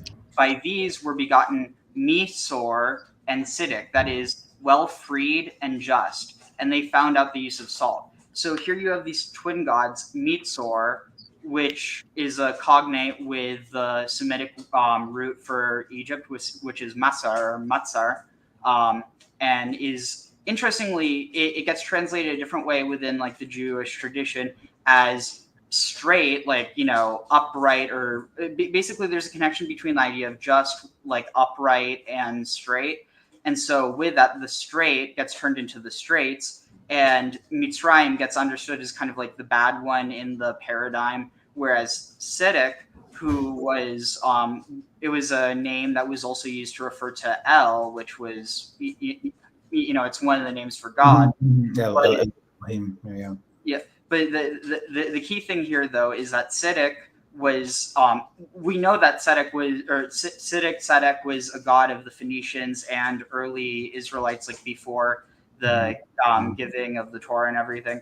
But the thing that's interesting here is that Misor might actually be connected to Wasir, which is the Egyptian form of Osiris. And so here you have these twin gods. But the other thing that makes this really interesting is Osiris's twin was Set, and Set was seen as the evil god, kind of like he was associated with storms and with the desert and with chaos, and he was specifically associated with the Canaanites who lived in Egypt.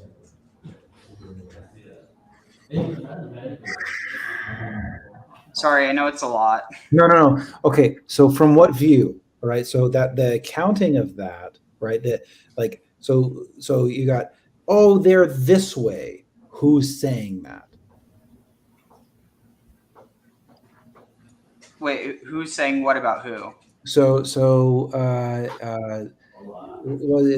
like the age or those that worship Set, right? Is it that, and then they're categorized this way, right? Way I think you said like they're chaotic, they're desert, there's a categorization of being and as such, right? Like what kind of agency sits over this, right?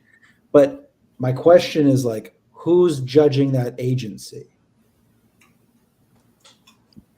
I guess it really depends on what perspective you take on this. Like, Yeah.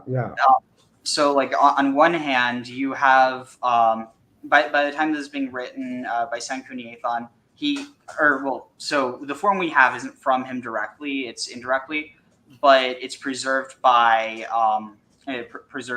someone who is actually a Christian. Interestingly enough, it's funny because so much of what we know about the pagan world we only know because of Christian sources. Because, I mean, arguably, if they hadn't been, if these populations hadn't massively converted, we would still know today just because it would be a living tradition. But the thing that's interesting is, so this is being written in Biblos, and so Biblos,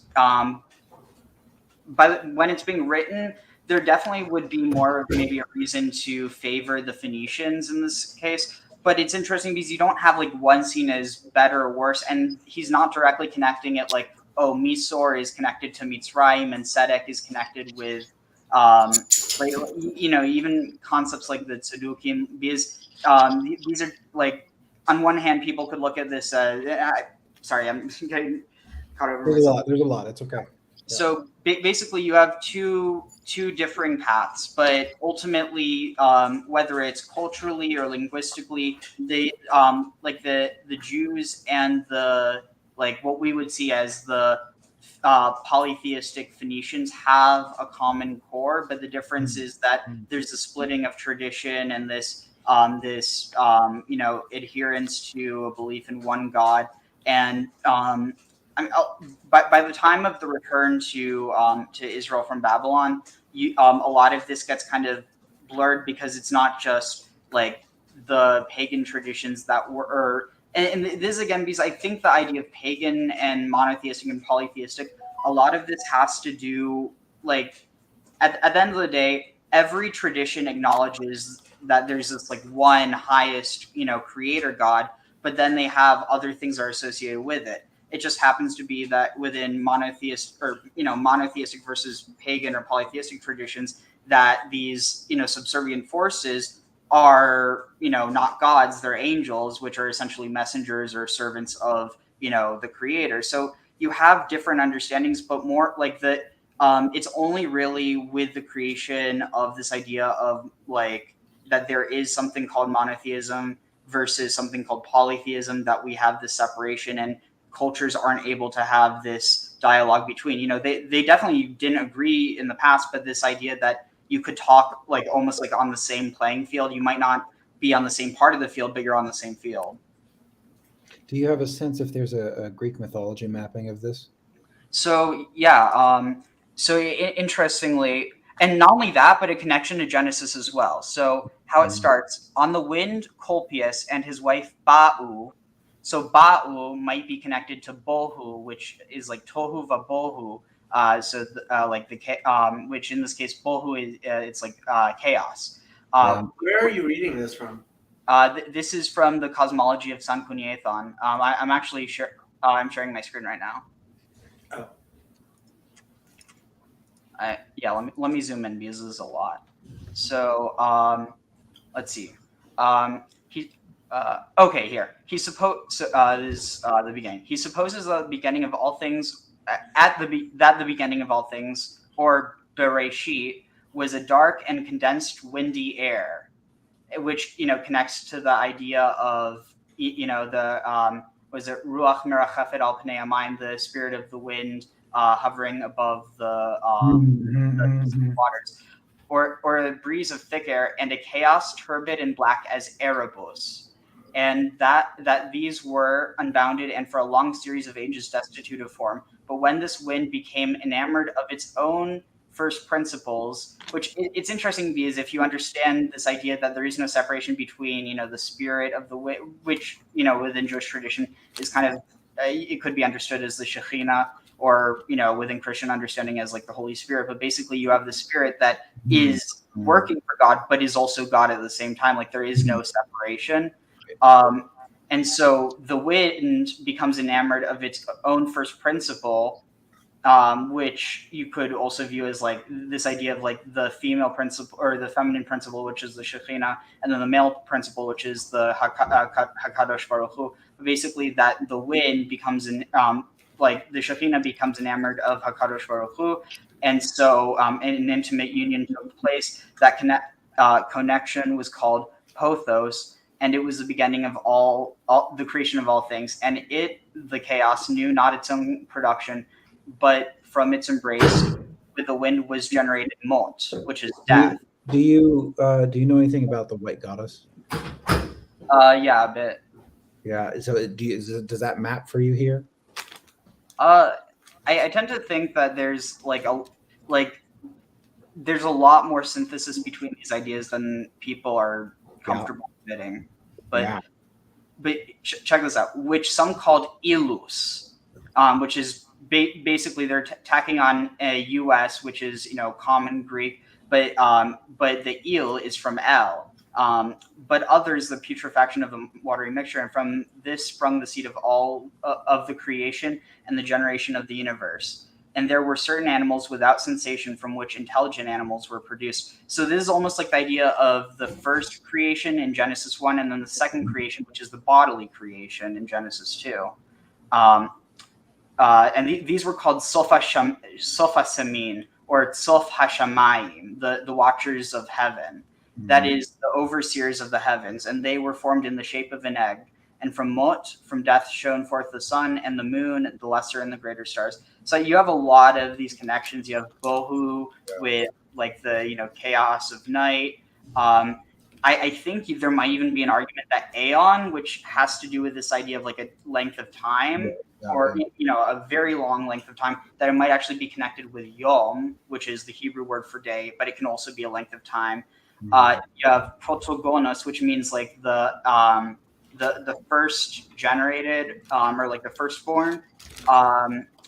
And then you have other stuff that goes down to, I think it might be a bit further. Yeah, so Misor Acidic. So here, look at this. From Misor descended Tautus, or Thoth, who invented the writing of the first letters. Him the Egyptians called Thor, the Alexandrians Thoith, and the Greeks Hermes. But from Sedic descended the Dioscuri, or Cabiri, or Corybantes, or Samothrace. But here's what's really interesting. Sedic has 7 sons, and then his 8th son is named Eshmun. And what's interesting with this is that Eshmun was like associated with oil. He like he was anointed. He's associated with grapes as well. He's a healer, but he captures the heart of like I think it's Astarte or something, and he does like he scorns her by not falling in love with her, and so he sends like I think it's a pack of wild. It's also connected with the story of Adonis, but a pack of wild boars after him. He dies, she raises him to heaven, and then he comes back to earth as a healer. And so there's a lot of connection here with the story of Jesus, because on top of that, Eshmun is derived either from shemen, which means oil, but also from shmoneh or shmona, which is 8. And what's interesting is that so not only is he the 8th son, his name is the 8th, but then David is the 8th son of Jesse, and then his in the Christian tradition, his descendant is Jesus, and the isosophy, which is basically the Hebrew gematria, or like the numerology of Jesus, is 888. Two questions for you earlier with it's like the ordering of this strikes me with the Watchers is like, yeah, that you take that and the lineage, right? And you kind of got like a placement of the narrative of the Book of Enoch, right? And that seems to be kind of the right timing of how that ordering of reality would work out.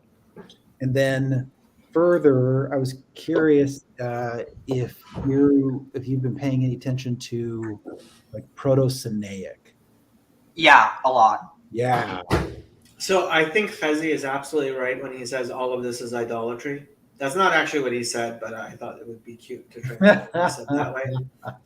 This relates to what is it? What is that word there? Shituf. Is that idolatry? Is how you translate it? No, Shituf is the idea that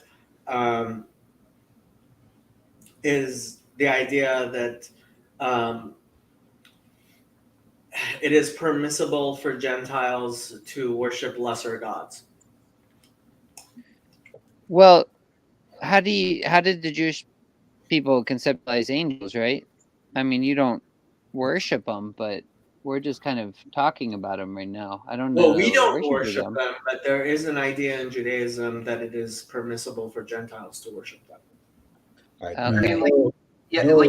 You have it in, I think it's either First or Second Kings, but with the story of King Naaman from Aram, where he goes to Elisha, and he's a leper, and so he asks, I want to be healed, and so Elisha tells him that he needs to turn to Hashem, and so Naaman is like, okay, I'll do that, but do I have to stop following Raman or Rimon?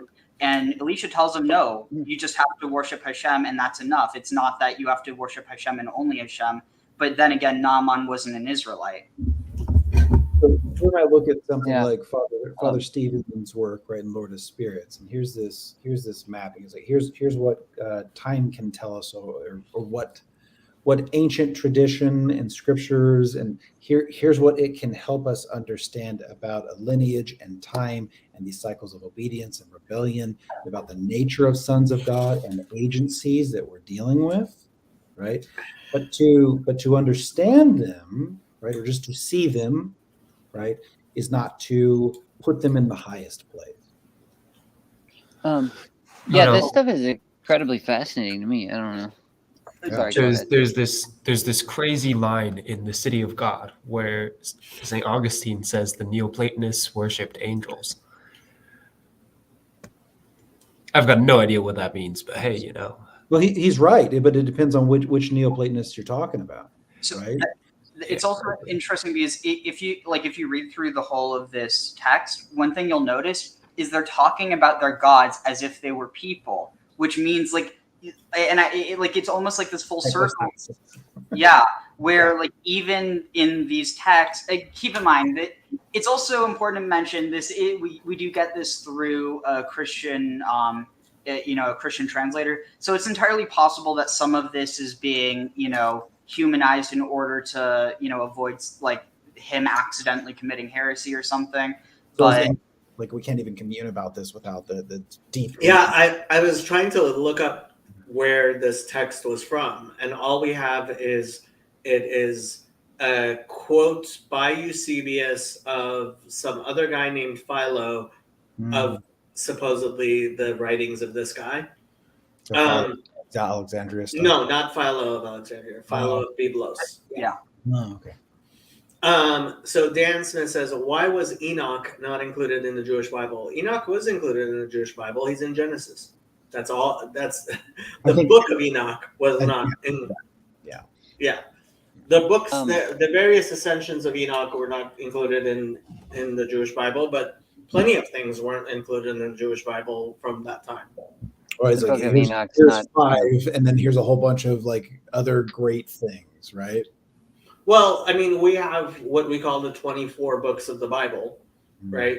And those have the 19 books that aren't the 5 books of Moses have their place. But again, we have a 3-tiered, like there's the Torah, there's the Nevi'im, and then there's the Ketuvim. There's the Torah, the writings, and then the prophets, and then the writings. And we believe that the prophets and the writings are of a much lower level of revelation than the Torah anyway. So like, How would have rabbinic Jews looked at it that say something like 100 BC, whatever, something like that? well, let's look at the Book of Jubilees, for example. So Okay. that's not included in the Jewish Bible, but we still, and it's generally not included in most of. I mean, Father Stephen included it in his Apocrypha, but we consider it a historic work. I mean, it's like the Talmud quotes the Book of Jubilees. Would in 100, I'm just kind of calling a number here. So 100 BC, would they, if they were thinking of a Bible, right? Is there a 24 that existed then, or really was it just like, okay, here's our 5, and then here's a bunch of like recommended? Well, the Gospels quote Jesus talking about the law, the prophets, and the Psalms. Yeah. Okay. So that threefold division Okay. Yeah. Good. apparently existed at least during the time of Jesus. Yeah, that's my understanding. And Yes. and I can't imagine that the Book of Enoch would have been considered part of the prophets. So maybe outside of those 3 things, like it's Well, no, I mean, it may have been what he might have considered along with the Psalms as part of the writings. But like, that's already a 3rd class, yeah, right? yeah. And there's a 4th class, which is just like historical books like Jubilees, as far as we're concerned. Or Maccabees. What So- do you do with? Sorry, go ahead. Oh, I was just going to say, like, it kind of raises the question: why? Like, obviously, there's the explanation that we have, but what's the reason that you all think that Esther was included in the Tanakh? Because, like, it seems so far away from, like it requires so much interpretation in order to get an answer that's sufficient to rabbinic tradition. Honestly, I think it was, well, I mean, theologically, I have to say, because Mordecai was included among the prophets and the authors of the other ones weren't. And we do think of Mordecai as a prophet. But I have to say, like, so the Babylonian Talmud, like, is ultimately what codified Judaism, and like the fast of Esther is a huge deal in Judaism and has been for a very long time. Purim has been a huge deal in Judaism for a long time. And it seems to me that, like, when the Talmud talks about Megillah, right, the Mishnah talks about, there's a tractate of the Mishnah called Megillah, called literally scroll, but it refers to the scroll of Esther. Like, Esther is one of the 5 scrolls. like other than the 5 books of Moses and the Psalms, like in a Jewish home, if you only have 5 books of the Bible, they'll obviously be the Torah. Next, you'll have Psalms. Next, you'll have the 5 scrolls, and then you might have the rest of the Bible. Like the 5 scrolls are not like books were a Christian invention. So the Bible as a book was a Christian invention, and the 5 scrolls are really important in ways that I don't think most Christians recognize. And those 5 scrolls are Ruth, Esther, Song of Songs, Kohelet, that's Ecclesiastes, and is Jonah considered one of the 5 scrolls? I think it is. I don't know. Those are all good choices, though. Yeah. That's interesting with Esther. wait, is it maybe, would it be Echa? Lamentations. Yeah. It's a Song of Songs, Book of great. Ruth, Lamentations, Ecclesiastes, and Book of Esther. Oh, I like that. That's a good choice. But just real quick to tie it back to what we were talking about before, I think that probably part of the reason why Enoch wasn't included, I mean, among other things, like at least the books, has to do with basically providing something that might be like, I think in a lot of ways it might have been seen as a bit too Christian, if that makes any sense. Yes. At least, Yeah.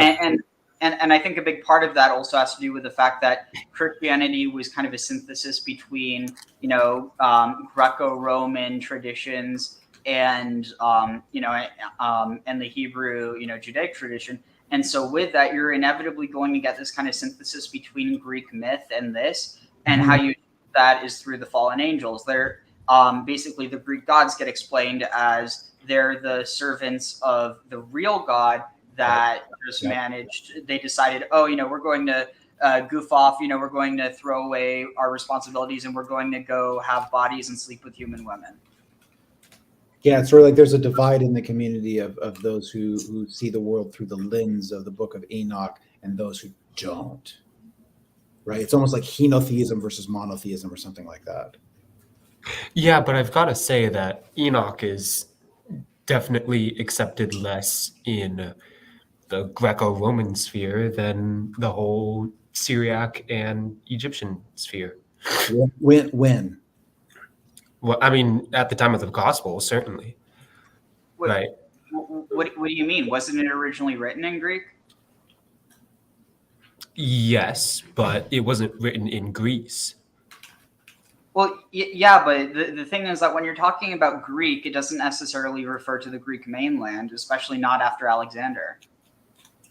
Hold on, Enoch was written in Greek? Yeah, I'm having trouble with that. Yeah, I thought it was Ethiopian for some that reason.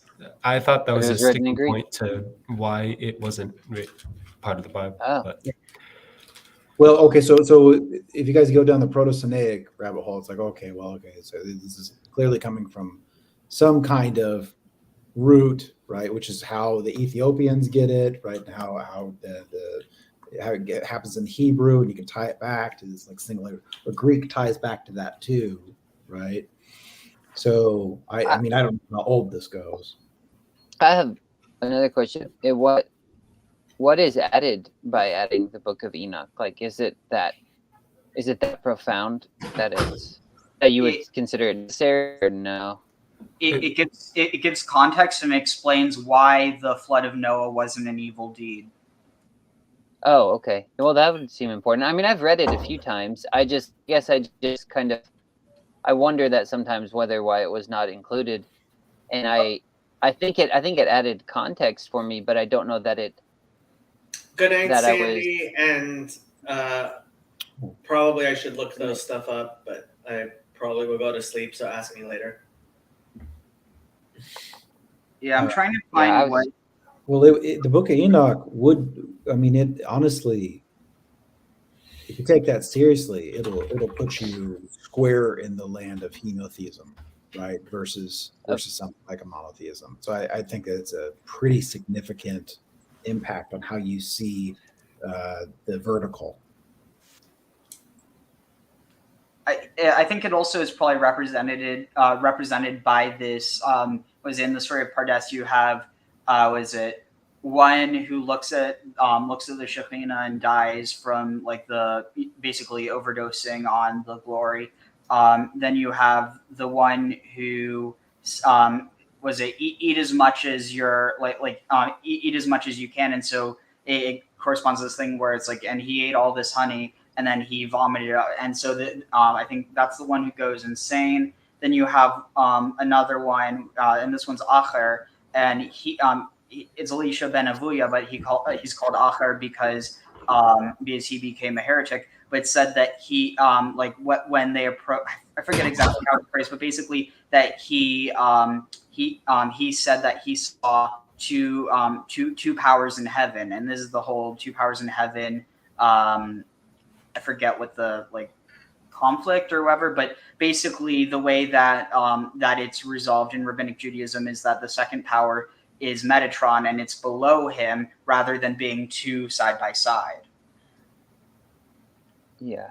Okay. But even that ties back to the whole tradition of Enoch, because there's this idea that Metatron is the ascended Enoch. Is Enoch? Yeah.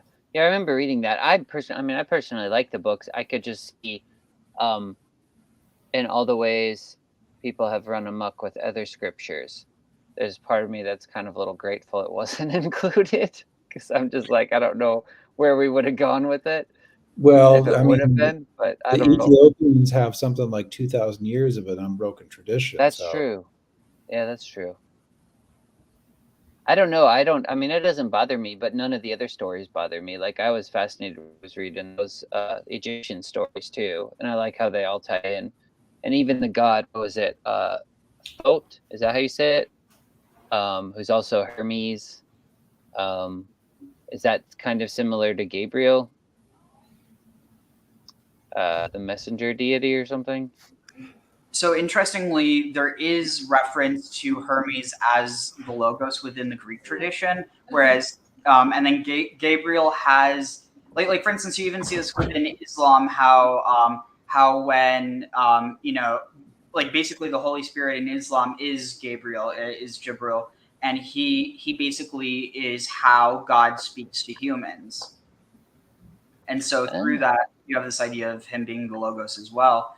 But in turn, even because is it the Annunciation, like where the angel comes to Mary and tells her that she's going to bear a child? That's Gabriel as well, right? Yeah. So isn't there a sense of Hermes also maybe like, okay, yeah, you can see a lot of that pattern, but it's actually the inverse of the pattern? Could be. I don't know. Yeah, I mean, at the end of the day, I think it's one of those things where, it's almost like you have this. I'd almost compare it to the idea of like the different trees in the garden. So you have the tree of the knowledge of good and evil. That's dichotomous. It is good and evil. But then you have the tree of life, and it's just the tree of life, not the tree of life and death.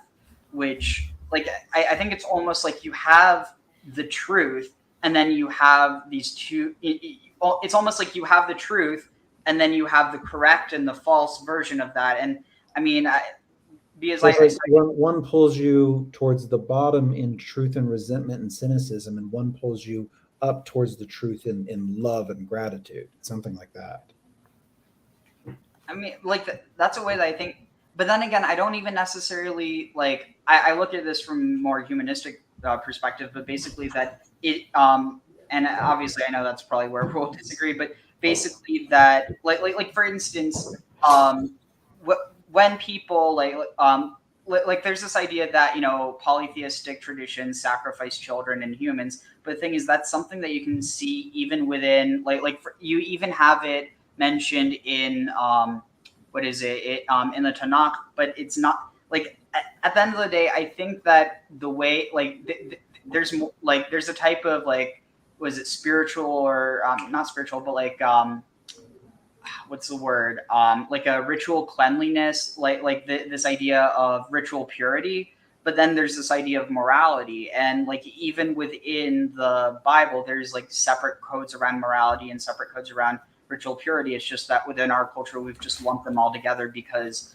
a lot of the cultural context is lost. But basically, at the end of the day, I think that, and this is just my perspective, is that at the end of the day, it's the actions that you do. And of course, like, you know, different traditions have different beliefs about, you know, right and wrong. But at the end of the day, if you, like, I think that there is a common core that within every tradition, accounting for the progression in time and development of cultures, that there is some sort of common core that you see within all humans. And I think that's the type of thing that more or less is represented by the Noahide laws. It's the type of thing where if everyone held to those things and didn't stray from them, that, you know, we would live in a better world. But again, it's one of those things where I think that it's become so like paradigmatic, where it has to be one or the other, rather than seeing how they used to be one, and how, like, again, I don't think that means that like one,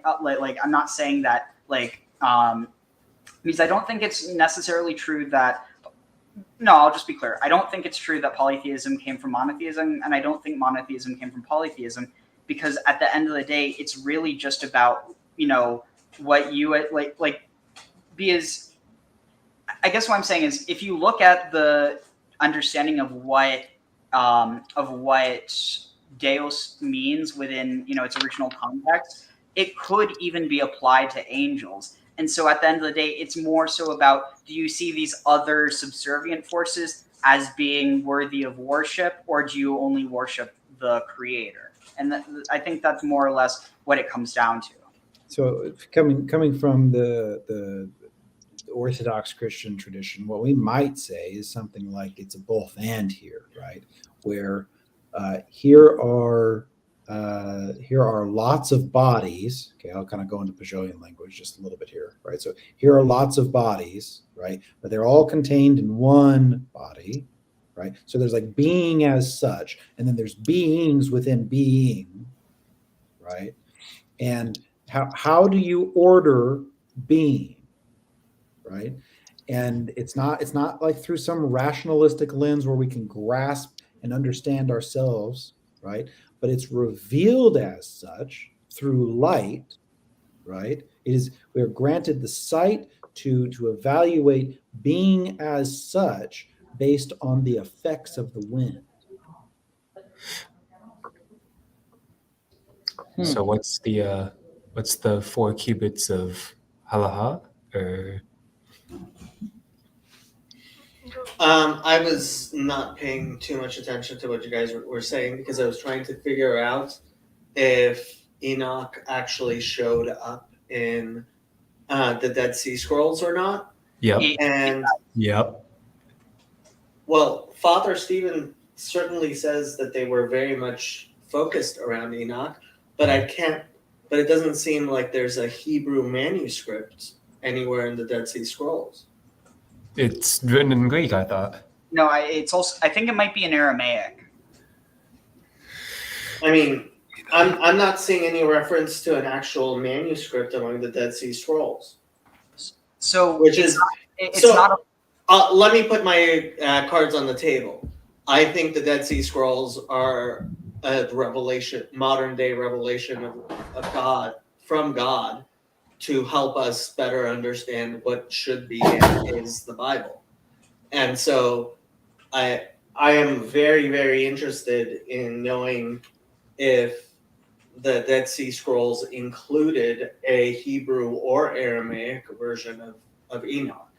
Yeah, it definitely does. Well, I thought the first part is written in Hebrew, and then there's the Book of Luminaries and whatnot that's in Greek.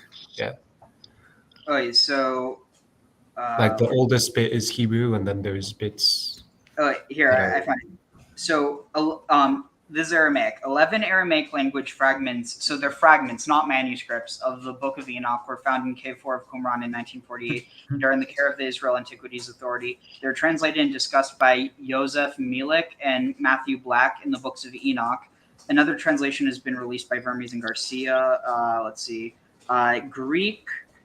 So most of it we have from Greek, Coptic, and I think where that's strange. I think I might have missed where. Yeah, okay, Gez. The most extensive surviving early manuscripts of the Book of Enoch exist in the Gez language, and that's Ethiopic. Yep. But so what's interesting is that Aramaic and Ethiopic are. I mean, because by this time, I don't think you'd be having stuff being written in Hebrew. Which I mean, that also shows that it was if it was written in Aramaic, that helps to date the period in which it would have been written. Yeah, and then the Gaez, right, kind of gives you like a sense of, okay, on a parallel Semitic path of like from a language perspective. So here's a Semitic language in Gaez, right?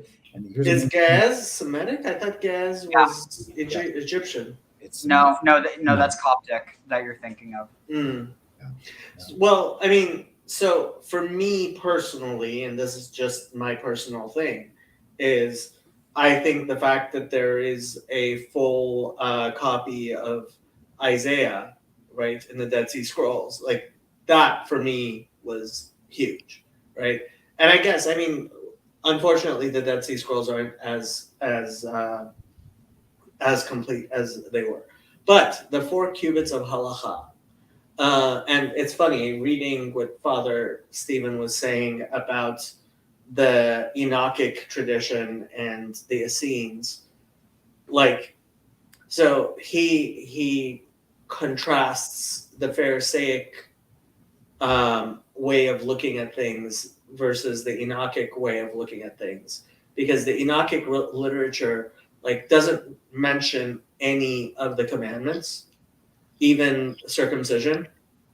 And I think most of Judaism, and that's the thing with 4QMMT, even for me, that it made it sound like, oh, this is Mikitzat Maseh Torah. Yes. No, go ahead. Finish your thought. I was just saying after you said, yeah. Okay. After you're done. So the 4 cubits of halacha, right? There's this idea with, and I mean, this is kind of my way of looking at it, but I think it is true, which is that, Jewish orthopraxy, the Jewish idea of Hanistarot Lashem Elokeinu, that which is hidden belongs to God, and that which is revealed belongs to us, right? I can't know what your faith is. I can't know if you're a good person or not in your heart and what your intentions are. All I can know is what you do and how you act and what the fruits are of your of what you do. And I think that's why when Jesus says, by their fruits you shall know them, it's an incredibly Jewish way of looking at things. And so for me, the 4 cubits of halacha are ultimately we assess things and how Jewish things are by their material manifestation and how they can be viewed and seen in the world. Basically, actions speak louder than words. And interestingly, it's also connected to the idea that even though Asiya is the lowest world, it's also the most important. Jason raised his hand. I think he should go first. Yeah, sorry. And then No, you guys. I think you guys are probably going to say something more relevant. So you go ahead. Mine was. But you raised your hand. It's over. No, you raised your hand. You have to speak. It was probably a rabbit trail, so I don't want to derail it anywhere. So go ahead. I'm listening. I've got to do homework, but go do homework. Yep. Good luck. Goodbye. Be a good nerd. Yep. I'm just See ya. But I do have one more thought after y'all go. So I was just going to say that you guys are pointing out to actually a pretty main contention here that Paul gets at, right? And it's what is fruit, right? And what that really kind of points at is what are ends? Are ends the material ends, or are ends the mode of being? right? Is it the means, or is it actually the ends? Are the real ends actually the means? For instance, the fruits of the Spirit, he points at things that are not like, oh, look, I've got the nice car, I've got a nice house, I've got a temple, I've got whatever. No, it's joy, kindness, long suffering, self control. It's the means by which you participate in a mode of being are the real ends. That's the real fruit. Well, first I have to say I haven't put this up yet, but I want to show it to you people. Oh wow. Wait, you painted that? Nice. I did not paint this. Oh. Is that the original? That is not the original. I Oh. sent it to Kinko, to FedEx, and they printed it for me, and it That's that's printed cool. out pretty well. Yeah. All things considered, it actually it really looks, even in real life, it looks like it's. Sorry, had to grab the kitty because I wanted to have the kitty.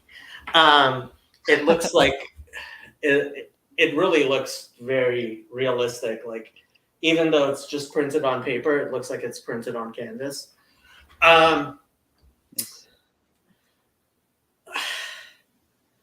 Look, this is ultimately where I think Father Stephen's beliefs of Paul within Judaism fail.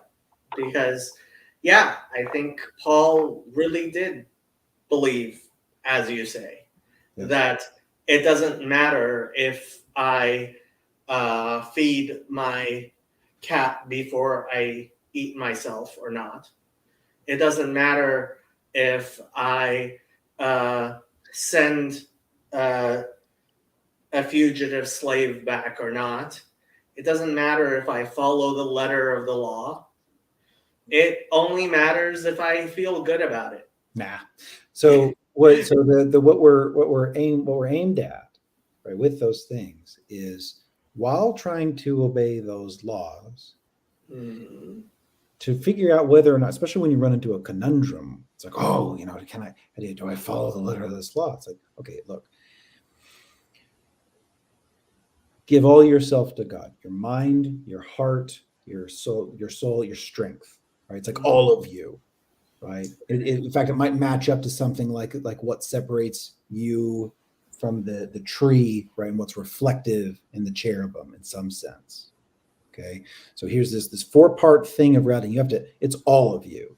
All of you has to be submitted up to God. The way that's going to manifest is in love for your neighbor. Okay. Now, those two things are true, right? You're operating in the highest working through you, and that's pointed towards love of the other higher than yourself, which is also the highest you.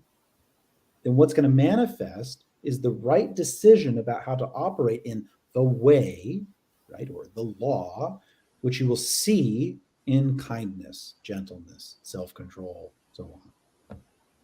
And operating in that mode, right, will help you navigate.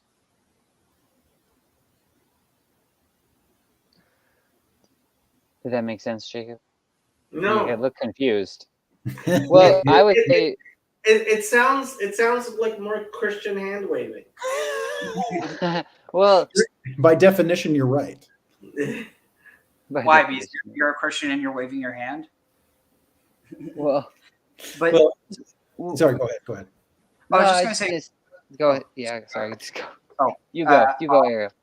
Yeah. One of the things that I thought was really interesting, and like just quickly tying this back, and it won't take any time, but you said about the highest and like how that is one of the ways we refer to God, and it's interesting that like given like you could look at this as misguided, but you have this like connection to the narrative, even if it's like plays out in a different way. But that in the Phoenician account you have Elion or Elyon, which means the highest, and he's said to be married or paired with. And again, these are human forms of these concepts or even deity, but that Elyon is married to Beirut, which is actually where the name Beirut comes from.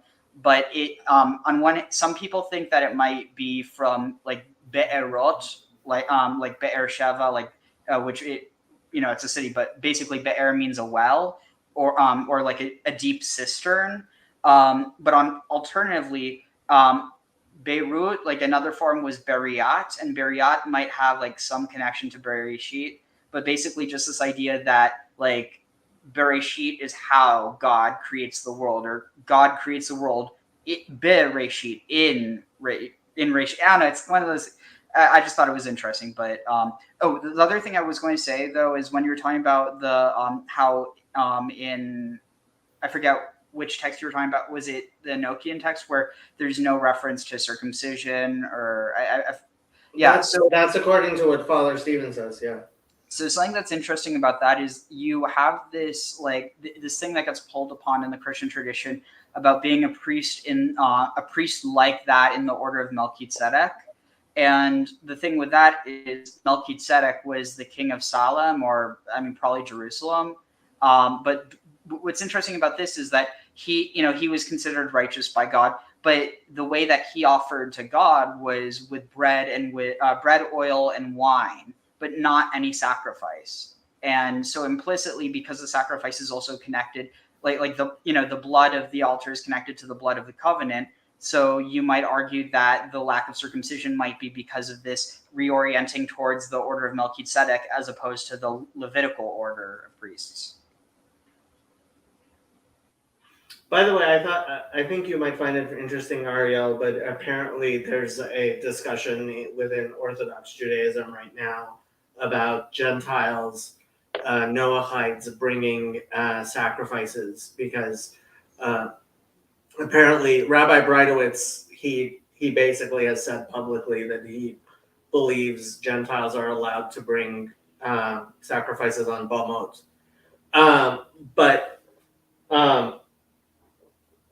I mean, for me, like, again, it goes back to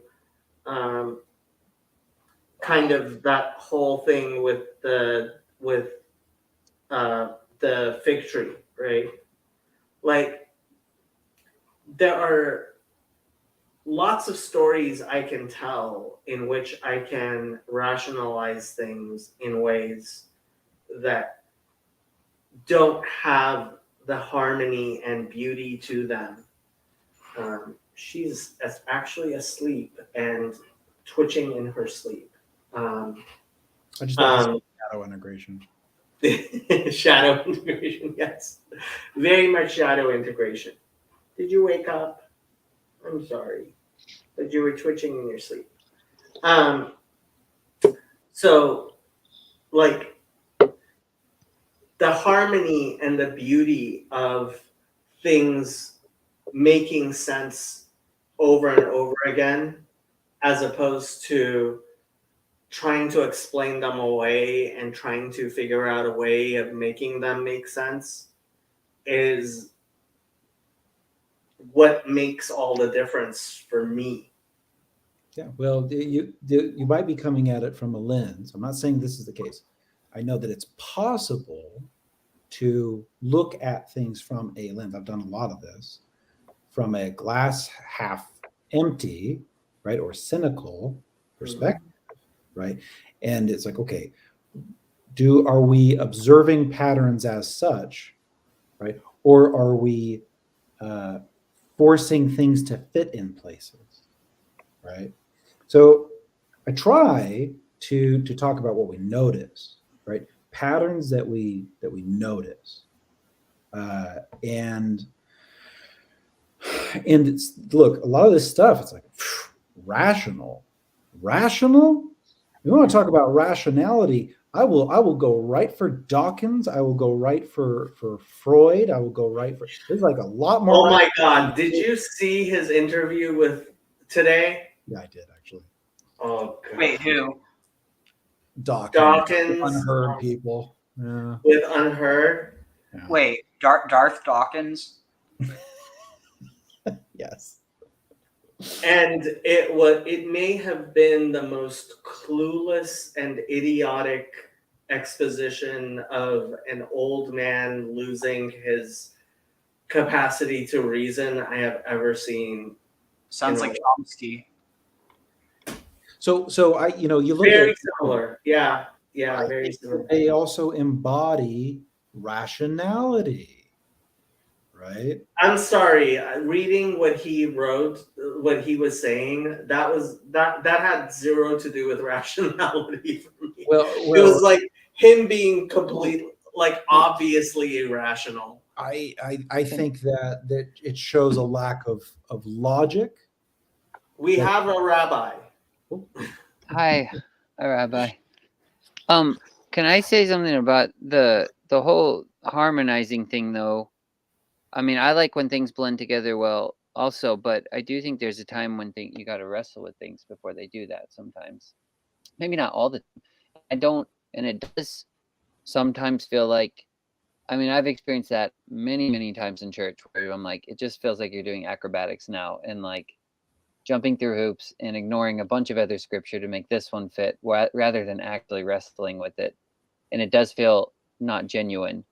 So I understand the pushback against that. But sometimes there's a wrestling with it, and then when it comes together, it harmonizes almost more beautifully than before. And I'm not saying that would happen with that passage about Christ, or anything Paul says for that matter. Like, I don't necessarily have a problem with it, but I don't know. I'm kind of always put in this position where there's, well, not always, but now I am where, I mean, I was telling my younger sister the other day because we were talking about stuff, and she was telling me something throughout history, and I was like, well, why should I even believe that?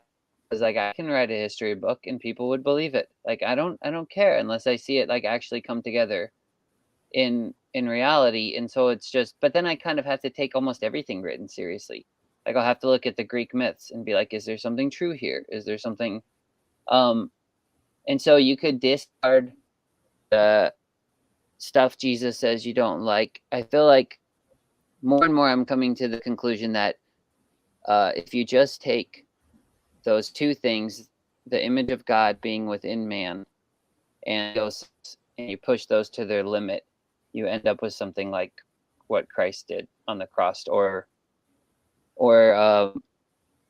any of these other, or the 10 martyrs in the rabbinic tradition that you mentioned. Like, you end up with, and I feel like you don't even really, I don't know. That's why even when I was talking on the EA Dawa channel and hearing that they had that same idea. Wait, when was when that? it's a while back. It's Khalil is in I think prison everything got right now. removed. Yeah, everything got removed. But they had this idea where it was like, because I think that idea is implicit in their religion as well, that God, the image of God is in, and that you get to this point and it's like you have to kind of reconcile with everyone else in order to actually see the face of God. Like, you can't actually see God's face, because if there's a portion of God within every person, you need every person. And so you have to actually make this leap of forgiving your brother and your neighbor, whatever you want to put it. I don't know, and I feel like the more you push those two ideas to their limit and just keep pushing them throughout eternity, the more you end up with, I mean, something like Metatron or something like that, too, where you have this child, the right of God or something. I don't really know. So yeah, the wrestling with the stories, I don't know. I think there's something to it, but ultimately, like, I don't know that we have to wrestle with every story and make it fit. I don't know. So to answer your question, Ariel, Khalil is in prison, and I believe he took his entire channel down. And that's a whole other story. Yeah. I don't know if I have told you the story of my first time breaking my head on the Talmud, but I like telling the story, so I'm going to subject you to it again. So I was usually the smartest kid in class, one of the smartest kids in class in high school, and then when I went to college. And So when I went to yeshiva, I figured I would be the smartest kid in class there too. And on the first real piece of Talmud that we were learning, there was a like I was trying to figure out what Rashi and Tosfot were arguing about, and I didn't get it, and I didn't understand it. And at some point, when I don't understand something, I usually go, "Okay, this must just be stupidity," right? But I was sitting there, and I thought to myself, "Well, that doesn't make sense because this is like the very beginning of the Talmud, that like Talmud class, and the Talmud's this huge text, right? And I'm at this yeshiva where obviously they're trying to like wow me with the greatness of the Talmud. So they must have taken one of the better texts to study. And there have been thousands of Jews for thousands of years studying this text. And so it can't just be that it's just stupidity. I have to be missing something. So I actually sat there and I was like struggling with it and I'm struggling with it. And then it's called breaking your head on the Talmud because suddenly it breaks and everything becomes clear. And there was this comma in the text that like I had put with my pencil, and I understood what the Talmud was, because the Talmud is a commentary on the Mishnah. And it was trying to explain what the disagreement was in the Mishnah, right? And Rashi and Tosfot are two commentaries and they were disagreeing. And it all cleared up, right? And I just circled that comma because like that was me like actually recognizing to myself that I wasn't the smartest kid in the class, that there was thousands of rabbis from thousands of years of Talmudic study that were in that class with me. So that's my thing as far as, yeah. That reminds me of the birth of Athena in the Greek myth. Have you heard that one? Yes. With Zeus's headache, and then his head bursts open, and then there's Lady Wisdom comes out. So there's actually a really interesting way that this ties into the Tanakh. So given it takes a little, I mean, it's not like a stretch. It's only like I guess like a linguistic stretch in that Venus is not the same as Aphrodite, but they are the same. Like they are, but they're not. In that way, Athena's in the Bible. And like, I know that sounds completely insane, but you know Shamgar? Wait, some more. I love Athena, so keep going. Where's Shamgar?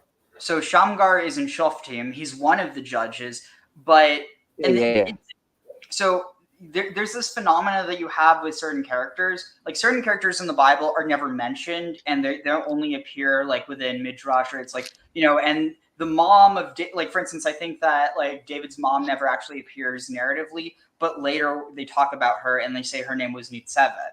But then you have characters who they're only mentioned once, and they're only mentioned in relation to another character. And Anat or Athena, because there's like it might be that they came from a similar origin, or that Athena might have even come from Anat. But part of the reason why it's kind of was it? Judges. The end of Judges chapter 3 is Shamgar with Anat. Sorry. Go with this. Yeah. Judges chapter 3. I have it in Judges 5-6. Sorry. The days of Shamgar. Okay, so here's before we go to that, one thing that I thought was really interesting, and this shows you how the tradition gets interpreted different ways by the monotheistic Jews versus the pagan Phoenicians. But where was it? Oh, okay, yeah. Is it? Okay. Elo. Do you need your screen back up, Ariel? Oh, yeah. That would probably help. Let's see. I think you can. There You're you go. still showing the whatchamacallit. Oh, yeah. Okay, no, it's because I wanted to show this real quick. So, so here, but the auxiliaries of Ilus, who is Kronos, were called. So, like within this context, it almost seems like the Phoenician way of understanding, the name of God, like Elohim, but with a hey, is as almost like. And again, I think this kind of goes into where you have more of a Christian understanding, but how it could be understood a bit more as like the angels plus the one that they're named after. But the thing that so to see what this guy says about Athena, moreover, here's the first reference.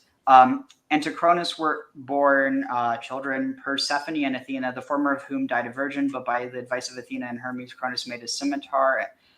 Okay, yeah, so this doesn't talk about it as much, but here I'll pull up Sepharia. So Shamgar, which it's interesting because his name means. Oh wow! I didn't even connect that. His name doesn't it mean sword? Shamgar means he lives there.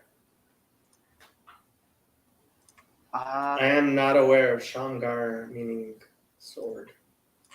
This says sword in the, but I don't know. So okay, so that's fascinating because here I'll go or wait here I can duplicate the page, duplicate and then go back because the thing that I didn't even realize until I went to this like in context combination with it, but here you can see. So Athena died a virgin, but by the advice of Athena and Hermes, Kronos or Ilus made a scimitar and a spear of iron. Like it almost seems like here they're connecting Athena with the sword, which I mean that itself might not be that much of a stretch. But then here you have Shamgar or sword, Ben Anat. But what's interesting is Anat. It says father of Shamgar, but it doesn't actually say father of Shamgar. It says Shamgar, the son of Anat. And, we take it for granted that, that must be the father because of the patrilineal naming system. But the thing is that we also know that if someone was considered a bastard or they didn't know who their father was, they would be referred to by their mother's name. So it's one of those things where it's like if you lived in the time when people knew this, or basically if you lived in this time when this account happened, if you were to say I am the son of Anat, that there's really only one connotation that has, especially because Anat only appears, I think it's only once in all of the Tanakh, and it's just referenced as the parent of Shamgar. Okay, what does that have to do with Athena? So Athena is derived from Anat, and here let me pull this up. So Anat, what's really interesting about this is she was a war goddess, very similar to Kali. She one of the stories, she almost destroys the entire world. Let's see, where is it? But the thing that's particularly interesting with this, let's see, Athena. So she's equivocated with Athena, but on top of that, here. At some point in the Bronze Age, either during the reign of the Hyksos or shortly after its end, Anat was introduced to Egypt and achieved a degree of prominence during the reign of Ramses II, whose devotion to her is well attested. Evidence for Egyptian worship of Anat is also available from various sites in Israel and Palestine, which were controlled by the pharaohs in the Bronze Age. She remained a part of the Egyptian pantheon as late as in the Roman period. In the first millennium BCE, she also continues to be worshipped in Suhum in Mesopotamia. She is attested in a number of Phoenician inscriptions. Most of them come from Cyprus. They indicate that on this island an association between her and the Greek goddess Athena based on their similar character. The only references to Anat in the Hebrew Bible are indirect and are limited to toponyms as I think it's Beit Anat and theophoric names, which is presumed to indicate that she was not commonly worshipped in the kingdom of Israel. So it's one of those things where it's it's iffy enough that there is no actual discussion as to who this Anat is. And so contextually, it seems like it's that. But again, it could be that we're reading it within a certain context because, this is seen as either monotheistic or pagan, or like that this somehow would be clashing. But I don't even think that's necessarily the case because, there's plenty of within Christian tradition, there's discussion of Caesar, and Caesar considered himself to be descended from Venus. So it's like one of the things where it might have just been a claim to divinity. And that's also why it's back in this time of the judges before, you have everything that's formalized, and the way that people were acting was, It's like the spirit of the age, but then you have peoples operating on different nous, right? Is the way the Greeks might talk about it. Yeah. Right. And then it's like clashing of these things. And another thing that's really interesting is that, the owl is usually associated with wisdom in our culture, and that's because of Athena.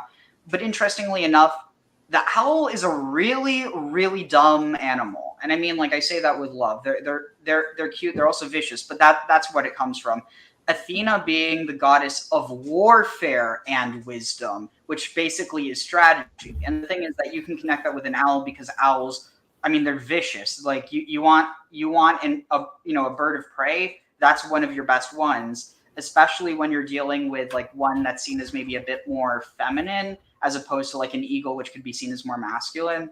But with that, it's really interesting because the association to Athena comes through warfare, not wisdom. And the owl's only associated with wisdom because of the association with Athena. It's almost it's circular logic. So Robert Graves and Carl Jung, I think we're looking at these things in a similar way to how you're looking at them, right? And mapping ages, right? And peoples, and okay, so here's how this lays itself out, right? In peoples of migrations, where they went, the languages, the culture, the spirit of the age, all of it, right? It gives us a full mapping and accounting of our past as such. Okay, 2 points of order. First point of order, we should have done our closing prayer about an hour ago, so people who wanted to go to bed, like Sandy, could have gone to bed. I didn't get the hint. Michael, I propose you say the closing prayer. Oh, goodness. It's going to be very Protestant of me. You don't have to say a Protestant prayer. No, but the way in which I'll go about the prayer is going to end up kind of Protestant, I'm sure. Okay. Lord, we thank you for our time together. We thank you for our fellowship, and that you draw us together and not apart. And I pray that you bring peace to our rest and our time throughout the week. We thank you and glorify you. Amen. Amen. Second point of order, very, very important article I remembered. Nations atheists standing strong despite existence of bacon. When the Babylon Bee put this up, I responded on their Facebook with looks Jewishly at Christians claiming bacon is proof of the existence of God. I just had to point that out. And now we can go back and discuss Athena and Anat. Yeah, I think the owl is feminine because it's veiled though too, right? I think that Also- adds to it because it's got a cloak of darkness sort of thing. All those Yeah. things tie into it. The association with, and it also connects with the idea of Lilith as well, because so Lilith is Lilith is actually she's a phantom. I mean, I'm using it because that's the term, even though she isn't understood as one within Judaism or really technically any tradition. But basically, she's a phantom goddess, and what that means is people created her.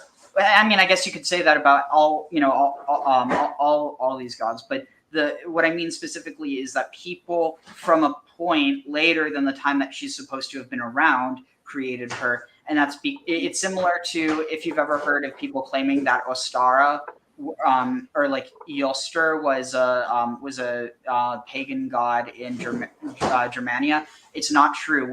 The truth is there was Eostre, which was a month. It was the month of Easter.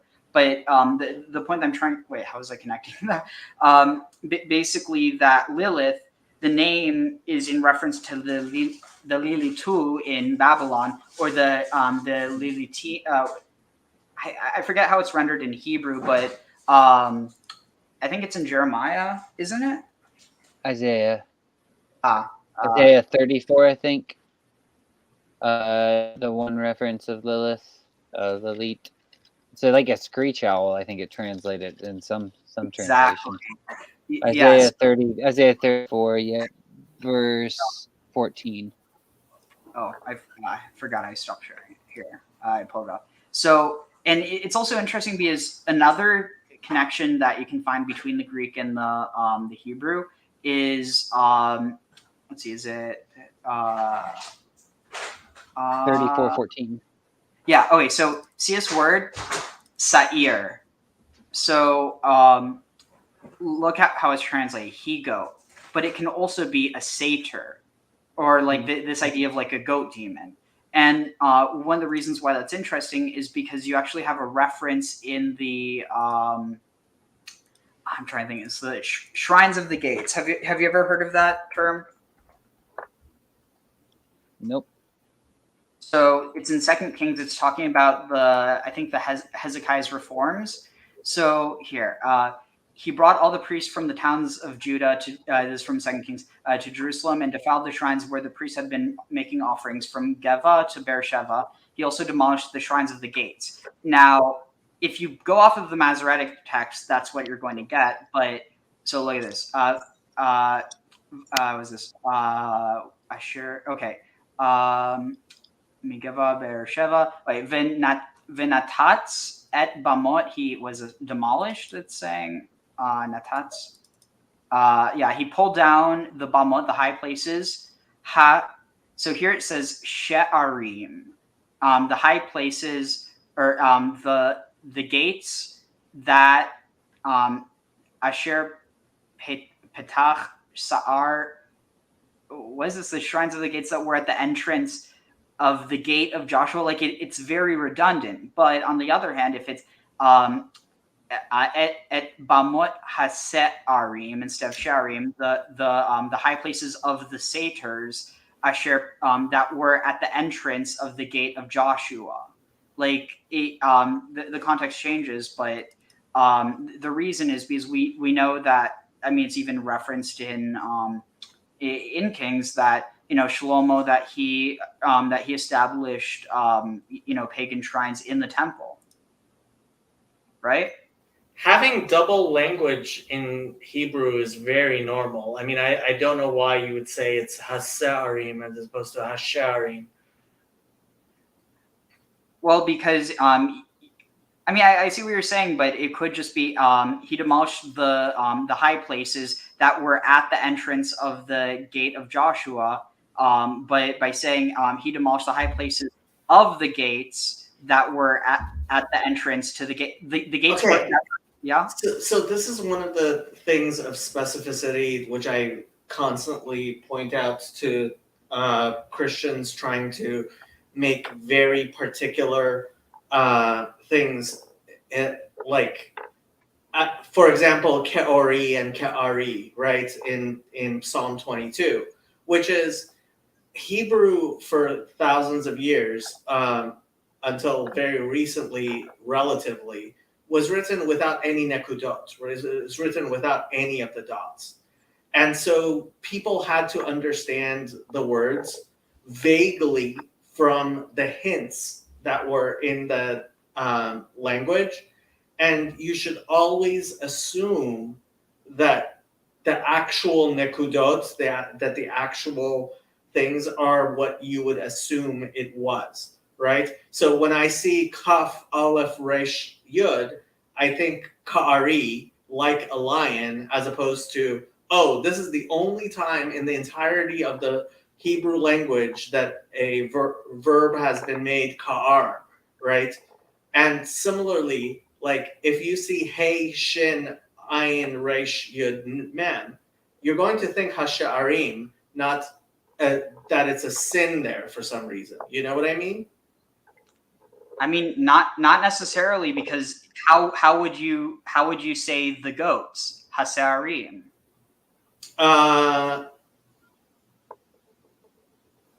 And like the reason I say this is you have to look at the greater context. It's talking about the king ordered the high priest Hilkiah to take out the all the objects made for Baal and Asherah and to destroy them, to take out the idolatrous priests. This is specifically within the context of idolatry. So it makes just as much. And then you also have the whole idea of Shivim Panim LaTorah.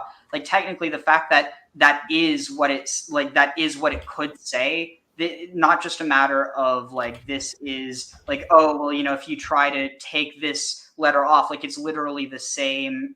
Se'arim and She'arim is spelled the same exact way, except for Nekudot. I mean, Shivim Panim LaTorah, you have more of a, you know, Al Tikra Sharim El Aserim, you know, that makes more sense. But I was just checking if Sa'ir is actually written with an aleph or an ayin. It's an ayin. It is? Okay. Yeah, I have it pulled up right. I don't know if it's. Oh yeah, right here. So it and like you can see. Okay, Sa'ir. Okay. Like right here, you see it says gate here, but if you keep scrolling down, it goes into where is it? Okay, yeah. This only has it specifically with those nekudot, but it's spelled the same way. Mm. And so it's one of those things where like it doesn't directly contradict it. Like it well, Seir does usually have a yud in it, right?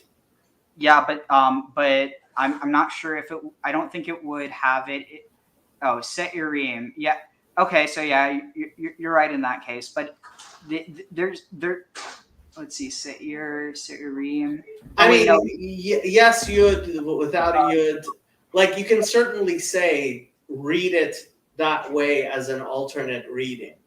It's just I don't think it would be the primary reading somebody, and I don't know, maybe it's me with reading Rabbi Sachs' book and him talking so much about the difference between Hebrew and Greek, but I really do think it does, like that's part of the huge difference is with the Hebrew, like you have to assume that the simplest reading is the reading because Hebrew itself is just not as exact as Greek is. Wait, really? You think so? Yeah, of course. I mean, you're reading with nekudot. Imagine living at a time before there were nekudot. True. And what, nekudot are 1,000 years old? Yeah, just it's the Masoretic text, right? Well, the Masoretes came out with the various types of vocalization, but they came up with it particularly because of this. But for like thousands of years, Hebrew was written without any nekudot, and so you always assumed that which is the most natural reading, and that's why you have that method of midrash, al tikra ela, right? Don't read it this way, rather read it that way, which tells you, oh, you could read it a secondary way, but the primary way always has to be that which is simple. Okay, so I found it. So the Seirim is, so it's from Sa'ir to mean raindrops, but then here it has it as Seirim, but the plural for Sa'ir as satyr or demon, here it has it listed, the Ba'amot ha. Okay, this is interesting. Apparently, wait, is this also? I need to open this. apparently there is a reference to it as. Oh, shit, sorry, 1 second. Someone's calling me. How dare somebody call you? Also to the person, because I'm sharing this on my channel as well. I'll send the Discord invite in a moment. I'm just trying to find. Okay, so the let's see, something about the goat demons. Okay, no more to the here. Oh wait, no, here it still has it. Shit. Yeah, so it is rendered differently, but yeah. Okay, so Yeah, I mean, I think this is just oftentimes a very different way of looking at things. Like Andrew says, Greek is exact as hell, extends to the theologians too, despite what the mystery EO would say. though there is an interesting thing that if you look at the ones that are mentioned, and I need to find where that reference is, but these like the jackal, the wildcat, the satyr, the Lilith, or the night owl, all these things are there's I think it's in the Talmud where it references different pagan gods being worshipped with these images. Yeah. Like it directly corresponds. Like this is formulaic in that it's referencing another thing. I just don't remember off the top of my head. Okay, I am actually quite tired. I would love to leave this going. Jason is an admin on my channel and he can turn it off when he likes. But I think I am actually going to go to bed because I'm kind of tired. Yeah, And I'm going to be streaming a lot tomorrow. You're also going to go to bed, Jason? Probably. It's after midnight here. I'm pretty tired too. But I do find this extremely interesting, and I'd like to pick this up again later. Well, sure. Ariel has his own channel. I don't know if he's going to continue this on his channel after we finish here. Okay, let me put a link to Ariel's. Which of your two channels? It looks like Ashera's Orchard is the one people are watching on. Yeah. And another one is archival in case. I will put a link to that in the chat. So is that what this link is up at the top here? Yeah. So cool. When you're a guest on someone else's StreamYard, you can if they enable it, which I have, you can also broadcast to your channel. That's cool. Yeah, it is. And it was nice having people from Ariel's channel join us. But I am actually more tired than I usually am. Today's been a long day. So, I think we'll say goodbye. And if Ariel's going to start another stream, he will start another stream. And we will talk later. Thanks, Jacob. Have a good night. Good night.